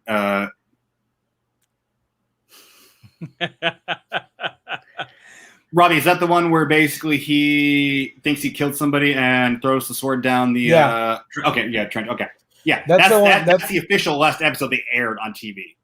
Okay, so I in preparation for this, I shared a list that I think comicbook.com or somebody. Probably. CBR. They had the top 10 episodes, and that one's one of them. Yeah, so basically He-Man is fighting Skeletor. Skeletor uses his magic to basically seem like somebody has been crushed under this building. He-Man thinks that it was his fault that he killed him, so basically he goes, I'm going to get rid of the sword. I don't deserve this power. He throws it down the huge trench that's below Castle Grayskull. When he realizes that Skeletor did this, he has to go get the sword back, and then basically becomes He-Man again. But the last episode is Skeletor is kidnapped. I was right. Okay. Skeletor tricks He-Man into thinking he killed someone and makes him have a mental crisis. He did. Holy shit, Skeletor! What the hell? But I love about this episode was basically it's. I take it back. This wasn't the final episode. The final episode that aired, if I'm not mistaken, was with Cobra Khan taking He-Man and the masters to his old snake village to actually try to help out. And this one has He-Man at the very end. Skeletor kidnaps Teela, and he rescues her, and he starts carrying her. And the son is like, He-Man, you could be. He's like, no, I just want to carry him. You see him walking to the sunset, basically realizing, okay, finally they're playing into the romantic tension that He-Man and Teela kind of have. So only after 130 episodes. Let's see. The final episode. Oh, okay. According to the DVD box set, it might have been, but it's not the last one that aired. Apparently, from the way. Okay. Again, they don't. They always get like I remember. If I'm not mistaken, correctly, I was doing some research. Apparently, the final episode from MacGyver that was supposed to air wasn't the last one. They actually the final episode. They had another episode that was out of order, and so the second to last episode aired after the final episode of MacGyver. Well, so airing of these episodes can play differently than what's supposed to be the final one. All right. Before we wrap up, I do want to pimp something out that Clay shared with us on the Discord. Let's see here. He's like, what did I share? Yeah. Exactly. Artist Ben Temple. Oh, yeah. is doing these illustrations. He took on this weird challenge, so he's got a really cool thread. Mantenna. Yeah, of like 44 Wait, characters. wait. That makes me wonder if we're gonna get the Evil Horde. There's a Mantenna's there. He's a part of the Evil Horde, not Skeletor's crew. Well, he's just this artist is just doing this on his own. It's like his own project. Okay. Yeah, it's not official. Okay. I mean, and I love his stuff. Typically, Whiplash, I see his Triclops. stuff in horror books, but this looks awesome. Yeah, Trapjaw, that's cool. I like Trapjaw. I like his style a lot. Tila, Yeah, that's a cool. Roboto. So yeah, we'll retweet it. As a matter of fact, let me do that right now. We retweet it from the account, so if you want to go check that out, at Next Issue Pod.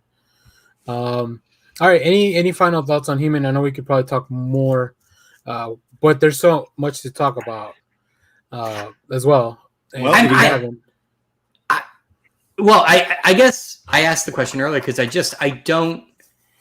can't figure out how they're going to take the lore, not the tone, but the lore of the original He-Man cartoon and transfer that and build upon that. I'm really, really confused about Did this. you guys all watch the trailer? You guys all watched the story the trailer? way I figure it is, the Filmation is going to be, whereas even though you had Skeletor as the villain, Eternia was still a planet where the prosperity was still a big thing.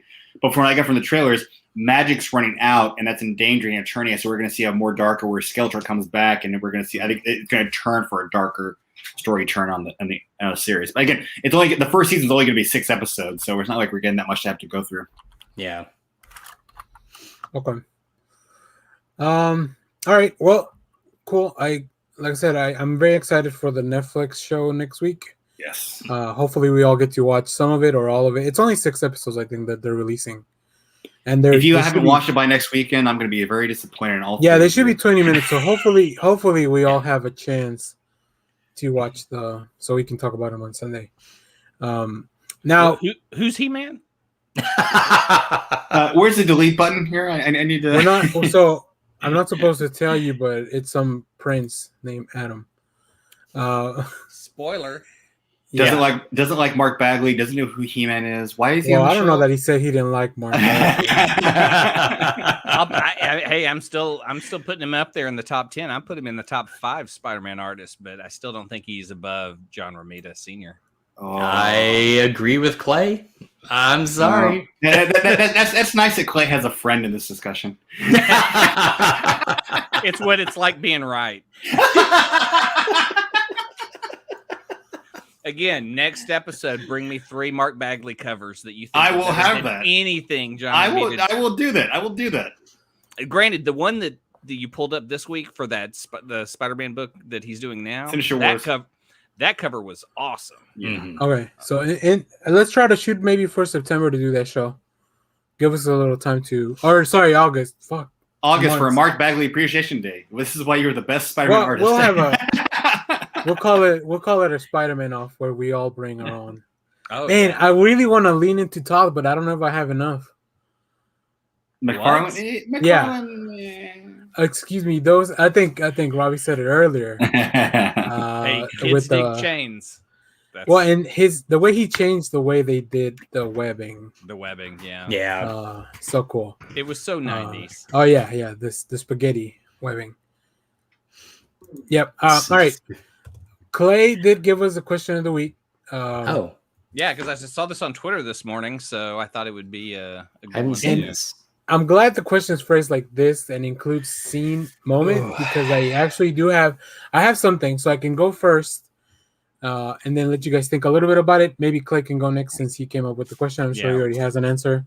And this is from Brad Meltzer's Twitter. What is your favorite Superman story / scene / moment? I feel like someone's gonna pick mine, so I've got to back up. So let me go with mine. So as you guys know, I'm a big fan of the Justice League Unlimited. Okay. And this scene here, it's one of the last episodes, and I'll just play it. Hopefully, it's not too long. Oh yeah. Can't you see that it's hopeless? This Superman is just about to fully let loose. Well, he does. Not Yeah. he does. And it, That man won't quit as long as he can still draw a breath. None of my teammates will. Me, I've got a different problem. This is the scene we want, Zack Snyder. Mm-hmm. I feel like I live in a world made of cardboard, always taking constant care not to break Yeah. Oh my god. like some water. Never allowing myself to lose control, even for a moment, or someone could die. Yeah. yeah, But you can take you it, can't you you? can big take it, man? big man. What Oh, we have here is a rare opportunity for me to cut loose and show you just how powerful I really am. here we go. Oh, Oh man. God, Wow. that is what we want to see. What's awesome is they reuse that fight scene in Batman: Brave and the Bold. They actually do like an episode where basically Batman's and Superman's been turned evil by Lex from Kryptonite, one of the Kryptonites, and Batman has the actual suit of armor. And Superman actually comes in, does the actual punch where Batman goes flying through the building, comes again, and goes smacks him right down to the actual street. I'll have to find the issue, but it's a scene for scene fight. but that line that he feels like he lives in a world made out of cardboard. I was like, oh, that's so cool. I think a close second is when Superman learns how to fly in Man of Steel. I love that sequence. I know you guys, whatever. I love it. I love the sequence of Henry Cavill learning how to fly. No, Who's who's Henry Cavill? He's a Witcher now. he's a Witcher. Yeah, he is a Witcher. All right. I put in my 2 moments in a tweet. I don't know if you want to pull that up because I do have one animated part from the first Superman movie that I absolutely love. But comics wise, Action Comics 775 by Joe Kelly is What's So Funny About Truth, Justice, and the American Way is one of the best Superman books for me because it's a single issue. It's, you don't have to get a trade. You just go out and buy a copy, and it just is him dealing with the Elite, which at the time was a team very much the same as the Authority. Authority was getting hyped in a lot of yes, there it is. When Christopher Reeve just does with no words goes from Clark Kent to Superman, that is one of my favorite things to see, is just how much he's holding back and how much he could share. It just all in that with no words. I love it. But comic wise, him addressing the Elite on the way that they want to treat being a superhero versus the way he is a superhero, that's a great Superman moment. It's a little similar to I guess to the Dark Side thing we just looked at a little bit. Like this is kind of like Superman, like again letting loose and, on the that's cool. I mean, I get it. I love that. I haven't read the comic, but I watched the animated movie. I think Oh Lord. Oh, that speech. Just what he says is so he's talking to Manchester Black. I think that's his name, right? Yeah. He's supposed to be the leader of them, the equivalent of like Jenny Quantum, Jenny Sparks from Authority. Yeah. Oh, that's very good. cool. And Doug Mankey on art. Doug Mankey, awesome. Kyle or Josh, either one of you ready? Go for it, Josh. Yeah. I've got 2. One I've mentioned before. It is this moment in For the Man Who Has Everything. Oh yeah. Oh God, yes. Because it is a moment where we see Superman getting the life that he dreamed of and realizing it's not real. And seeing him so vulnerable, I think, is so powerful. But the converse of that, because I brought that one up before, I posted a link to it in our private chat here in StreamYard, Daniel. It's this scene from All-Star Superman when he saves the girl who's going to commit suicide. Oh yeah. Love this scene.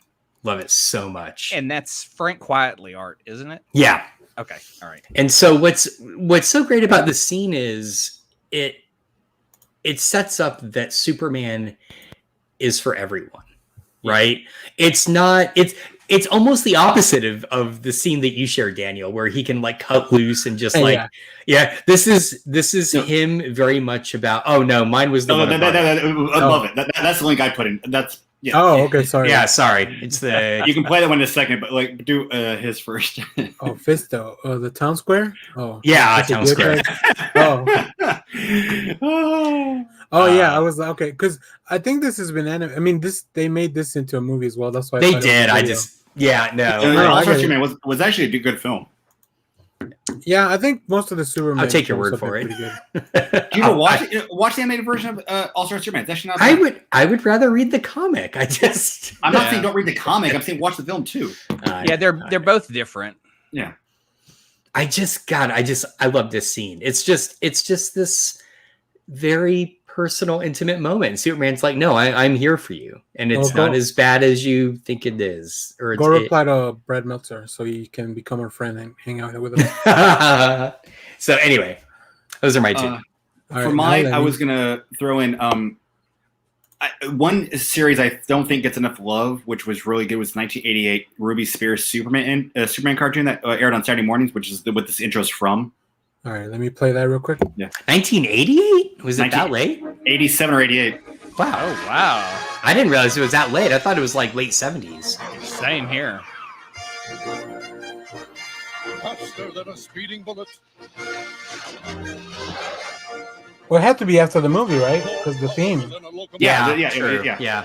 Able to leap tall buildings in a single bound. It was just 13 episodes on Saturday morning, but it was actually just a lot of fun. It was like one of Ruby Spears' last things they did, but yes, Superman. Strange visitor. Yeah, this looks good. Yeah, and basically at the end of every episode, it was basically you went back and it was Smallville. They had a photo album of him as a kid with mom and pa Kent dealing with him as a baby or a teen. Who disguised as Clark Kent? I'm not gonna put up the other. Robbie does not like Man of Steel, but I'm not gonna put that up. Wait, what? He said Man of Steel sucks. Oh, he's right. He's right. If you get a chance to watch it, it's actually really good. Is it streaming anywhere? I'll have to look. Love to see I have it on box set, but I'll have to look. The Yeah. other one, my favorite Superman story will always be Panic in the Sky, where Brainiac takes over a war world and tries to invade Earth, and basically Superman takes all of the heroes. He gets Deathstroke to be his general for all his ground forces, and basically invades War World. And I have the link in there, but yeah, it's just Panic in the Sky was like about 5 or 6 issues through all the Superman titles we had at the time, because we had Adventures of Superman, and Man of Steel, and just ran through all the books, and it was just a fun book because again, it was DC doing a crossover event that only lasted in 6 normal issues of the comics. Hey, Marvel, guess what? This can be done. but the tie-ins. And it was right before the death of Superman. So this was a couple like a month or two before they actually did the death of Superman story. It had to be because he hasn't grown the mullet yet. Yeah. Who It was did a lot that of fun. cover? Is that Jerry Dan Ordway? Jurgens. I think it's Jurgens. Yeah, Dan Jurgens. Or Again, Jerry Ordway. The Mark Bagley of DC Comics. Okay. No, I will say Dan Jurgens is above Mark Bagley. Dan Jurgens has done more Superman and more iconic Superman than any. Dan Jurgens is to Superman what Mark Bagley is to Spider-Man, even though Clay doesn't agree with that. Dan Jurgens, didn't he do Death of Superman? He did. I mean, he's done iconic runs and he's drawn. I mean, the dude's been on that title. I mean, I would say he's the Denny O'Neil of Superman. The only other person I would put above him would be John Byrne. Yeah, but John Byrne's not really in the game anymore. Is Dan Jurgens? I haven't seen Dan Jurgens do anything. Yeah. Okay. Yeah, Okay. yeah. I see his stuff. Okay. I'm trying to remember what I last saw him tweet about, but yeah, he's still active. Okay. Well, Kyle's got a lot of hot takes today. He does. Yes. Mark Bagley send you money? I will neither Confirm or deny. Exactly. Hey, can you tell him to put it through the Patreon? Right. Oh, we have a Patreon? Kyle's got his own funneling system. He goes, I'll talk about you if you just here's my cat. Hey, Here's listen, cash. we'll chill out. Send us some money and we'll talk about your books. Find the good things if you pass. We're not too proud. All right, let's move on to our recommendations and close out the show. And I think we can get this done in almost under 2 hours. We'll see. Recommendation. You want to kick us off, Clay? Yes, I want to talk about a movie that is on Hulu that I absolutely loved, that I think is a Josh movie, and it's not a Daniel movie. Good. Wait, it's on Hulu or Netflix? I thought It's on Hulu. Oh, it is. Okay. Yeah. Because I think they had a theater release. It made like $17,000 because it was released during the pandemic. Oh. Barb and Star Go to Vista Del Mar is hell? the weirdest thing you need right now. I didn't, I just thought it was going to be weird, but I didn't know what level of weird because it kind of doesn't stick to a genre. It has a couple of musical moments, but doesn't commit to being a musical. It has a lot of weird comedy, and it has romance, and it has stuff that made me stop and just watch and laugh, because this was going to be like a background movie I was going to have on while I worked, because I thought, oh, it'll be funny. It was hilarious. I had to watch a lot of shit, so I just quit working and just started watching and loved it. It was hilarious. I am all in. This looks great.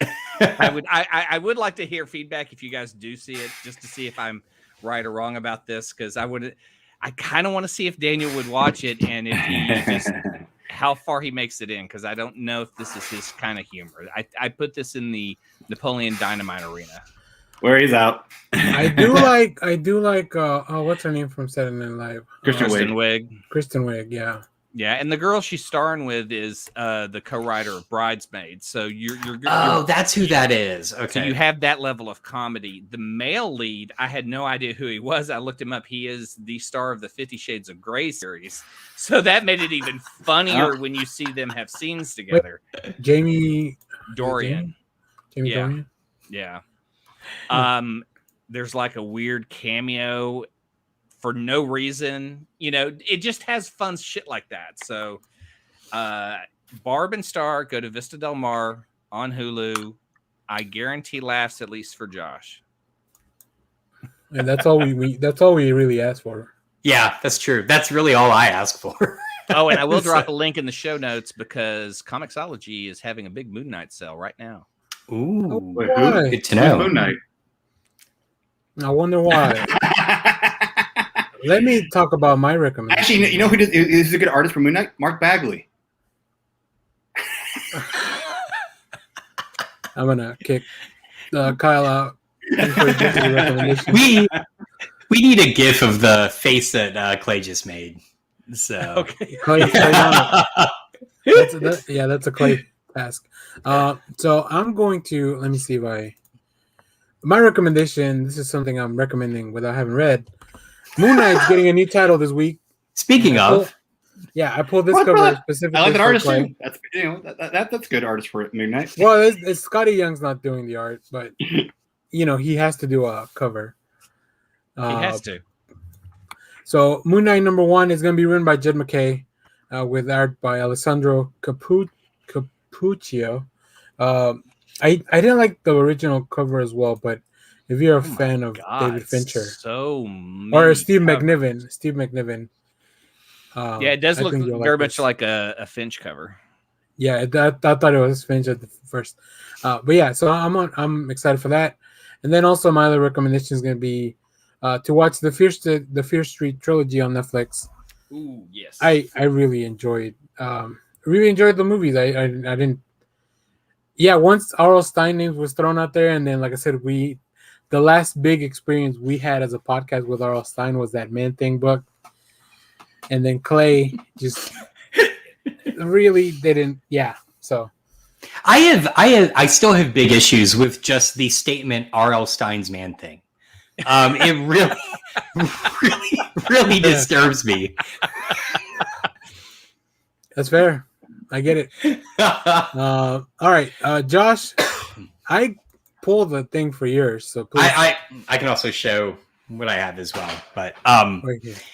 yeah. So all right, so I keep taking baby steps into the Marvel's Avengers video game, and one of the things that I noticed is is that the score is phenomenal. It's a really, really solid score.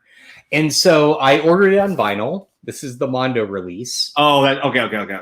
Yeah. Oh, but, okay. No, wrong game. I'm thinking the original Captain America: The Avengers arcade game. Sorry. No. This is the new one. But oh, you already got it. Oh, hold on. I did. But if you don't have vinyl, don't worry. You can. It's on Spotify. It's on every streaming service. Wait, can you show it again? I made it big. Yeah, that's all right. I mean, that's so cool. That's so cool.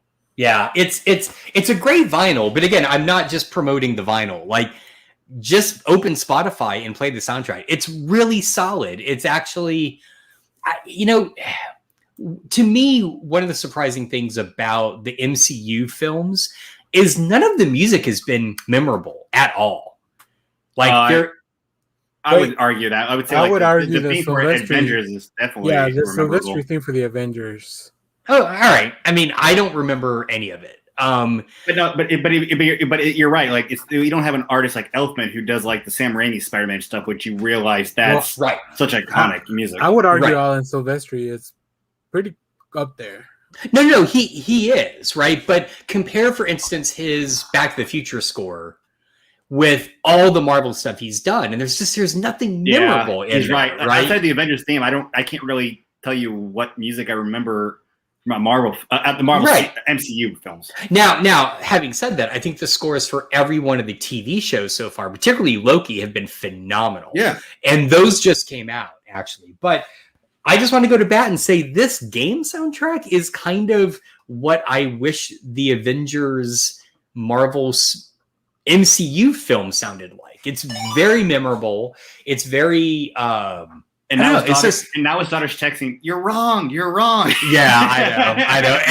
Everyone's she probably is actually. And it looks super cool, the vinyl. It's nice. Look, it's that's cool. It's Mondo. I mean, they put time into the effort for their vinyl. Yeah, it's always awesome. Hold on, Josh. There you go. Oh, cool. Yeah. Why does it looks like it looks like a Google ad. It does. Google logo. I mean, it's kind of, if you think about it, it's kind of Cap, Iron Man.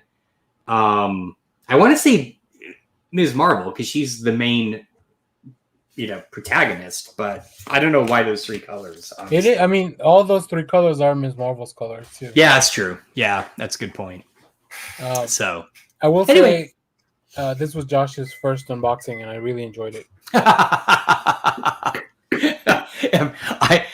I'm really bad at it. I need I always tear open boxes. I'm like, oh, I should have filmed that. You need more camera angles. All right, Kyle, you got anything for us? Yeah, actually, first off, I got two links I just put in the chat. One is you were talking about McFarlane covers. The first one, Amazing Spider-Man number 298. This was, I think, an awesome McFarlane cover for. It's one of the first times that Chance was on. I knew exactly what cover that was when you said the number. 298 and 299 because it led into Amazing Spider-Man number 300, which is the first full appearance of Venom. Yeah. Because he's in the last panel of 299, right? Yeah, exactly. Yeah. But that cover alone, that's why that's when McFarlane. I think I was introduced to a couple issues of Amazing Spider-Man, but that I thought was awesome. But the next one is one of my favorite story arcs with Spider-Man. Again, drawn by Mark Bagley. If you can bring up the cover, it's called Round Robin, where we deal with Moon Knight, the sidekick of Moon Knight, coming back and actually attacking. Who's Moon Knight? This guy, Oscar Isaac. Yeah, Isaac, yeah. But because it was basically, it brought in the Spider-Man team with the Punisher, Night Thrasher, Nova, Darkhawk, and Moon Knight, and it was such an awesome story. 6 issues. How the fuck does Nova team up with the Punisher? Well, the Punisher actually saves Nova. Because... How is that possible? Have you guys not read the story? No. Oh, read Round Robin. Yes. Nova read Round and Robin. the Punisher. Oh my god. I want to say the Magia basically made Moon Knight's a former sidekick into a cyborg who he captures Nova. They have tied up. Punisher goes in, saves Nova, and gets captured himself, and then basically have Moon Knight, Night Thrasher, and Spider-Man save Punisher, and then eventually the last battle has all 6 of those heroes together trying to fight against Powerball from the Wrecking Crew, his former sidekick, and the rest of the Magia. I love the Wrecking Crew. But it We only get Powerball. We don't get again. Yeah, so Damn. it has that. read trash the book. Nova. Read Mark Bagley's stuff. Stop being Remuda. Whoever's Remuda. Read Bagley. Whoever is Remuda, you can't even say the name right. Remuda. I don't know. This I was story gonna say, has like, that. I got Spider-Man vans that Marvel put out, and you know whose art they used? John Unfortunately, Romita Sr. should have been Junior. Remuda. John Remuda. Remuda. I may read that just to figure out how the hell they teamed up some of those people. I mean, Nova and the Punisher. Yes, it's one of my favorite Spider-Man stories. Oh Why my God. would you want to read a story with the bad Nova? Okay, actually, I just thought about my other favorite story arc is actually going to be Eric Larson. It dealt with Spider-Man in this Spider-Man book, dealing with the Sinister Six, where basically they team up with a whole bunch of characters. That and Ryan Robin are probably my 2 favorite Spider-Man stories. Man, Huh. okay, we're gonna have a Spider-Man showdown. I think I'm gonna bring Larson was such a better artist than Romita. Oh my god. Hey, look, I love Eric Larson. I would say Larson do is the too. better Todd McFarlane. I'll say Right. that. That's But it. he is not as good as John Romita Daniel. Sr. That's it. My You- God. You crossed the line, sir. Yeah. Although I would pay good money to see John Romita's Savage Dragon. That'd be cool. If anybody leaves a thumbs down on this video, I get it. Bagley and Larson. Okay, I'll say this. Bagley and Larson are 2 of my favorite Spider-Man artists. Okay. And I think Next show, bring your best. No, Spider-Man. we have to. We have to do Well- He-Man. We're doing He-Man, Next show. Yeah. because we're going to be reviewing the new series. the Revelations. So- after He-Man. Okay, we can- Well, no, I I say thought that- the episode of that was going to be a retrospective on the Rocketeer. Oh yeah. We could put that off for a week. If we Or want to. I tell you what, to get a little preview of Spider-Man, the question next week should be, "What is your favorite Spider-Man panel?" And then just bring a panel, and then we'll go from there. And then we'll tease the Spider-Man stuff, and then do a full-blown show later. That way we get to discuss a little bit, and Yeah. then Damn, Probably- man. Now you're wow. well, you All have right. you have a whole week. I already have it. I'm ready. That's how I come to this show. I'm ready. I've never seen He-Man, but I'm ready for some Spider-Man. Wait, what's Josh getting? I'm getting my. It probably is John Romita Vision. Oh, okay. But I bought this only because it has 2 of my favorite Spider-Man stories. I could totally save this. I know I'm getting way off track, but Clay knows one of these. Oh, the kid who collected Spider-Man. Yep. Is that the one where the kids? Yeah. That is the best. That's the one where the kids basically in a terminally ill house. Yeah. Yeah. Okay. Yeah. That's a good story. But the other one that gets not my favorite Spider-Man story is Peter David's first. It's the death of Jean DeWolf Oh. with Sin Sin Eater. Yeah. Nobody ever talks about this story, and I loved it as a kid. I thought it was just the most phenomenal story I ever read. And this has, I want to say, the full. I had that issue as a Nice. kid. Oh wow. I think it has the whole story in it. Yes, it does. What So year's anyway, the Jean DeWolf story?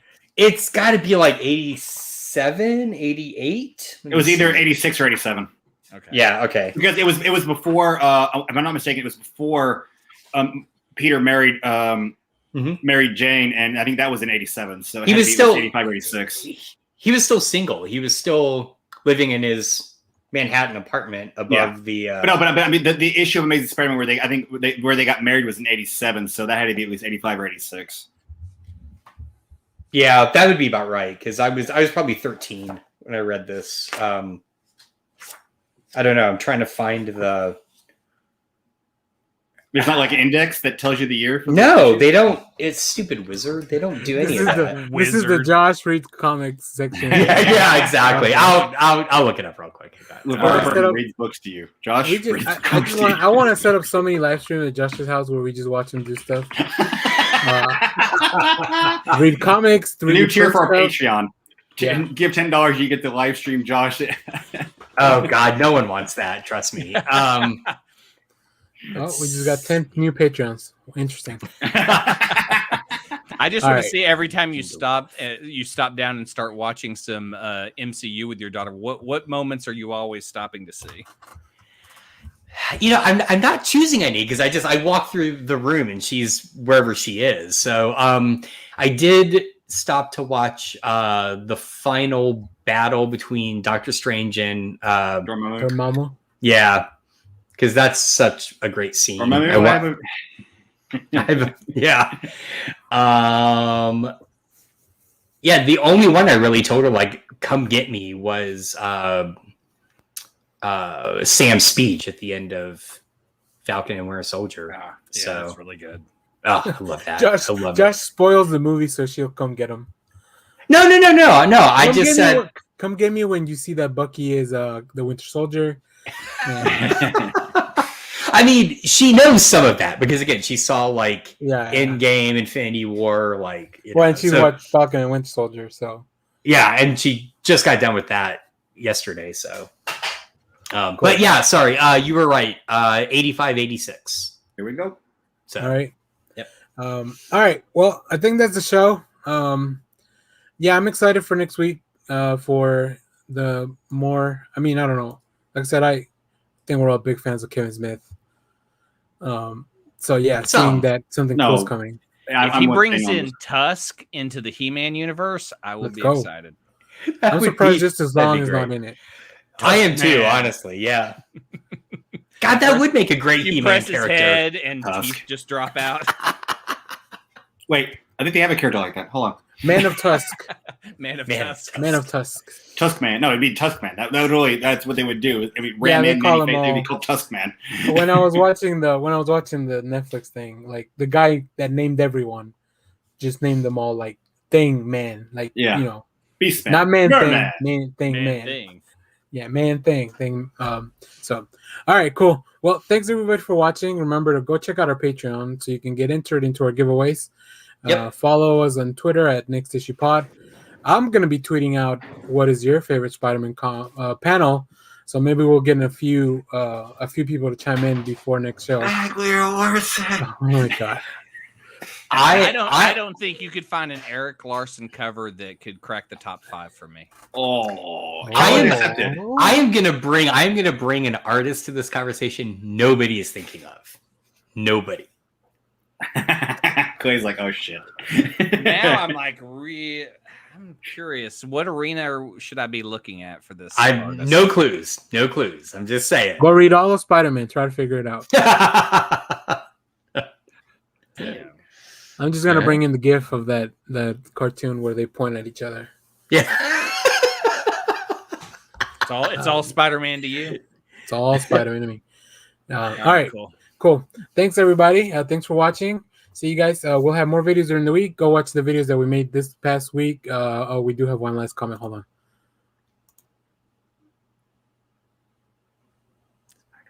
Oh. All right. We got Eric Larson. Oh, I win. I'm going to work now. I will see y'all on Twitter where I just post the most incredible Spider-Man shit, and everyone will join my cult of Spider-Man. We'll each start our own Church of Spider-Man. See which one's the biggest. Church of Remuda? Church of Ramita. Damn, that sounds kind of cool though. I would join the Church of Remuda. Isn't that a kaiju? Today we read from the book of Venom. Spider kaiju. And remember, before next week, go watch. Make sure to watch Revelations so we can all enjoy it together and talk about it. We don't have a Marvel show for a few weeks, so you have no excuse to not make time to watch this. All right, thanks everyone.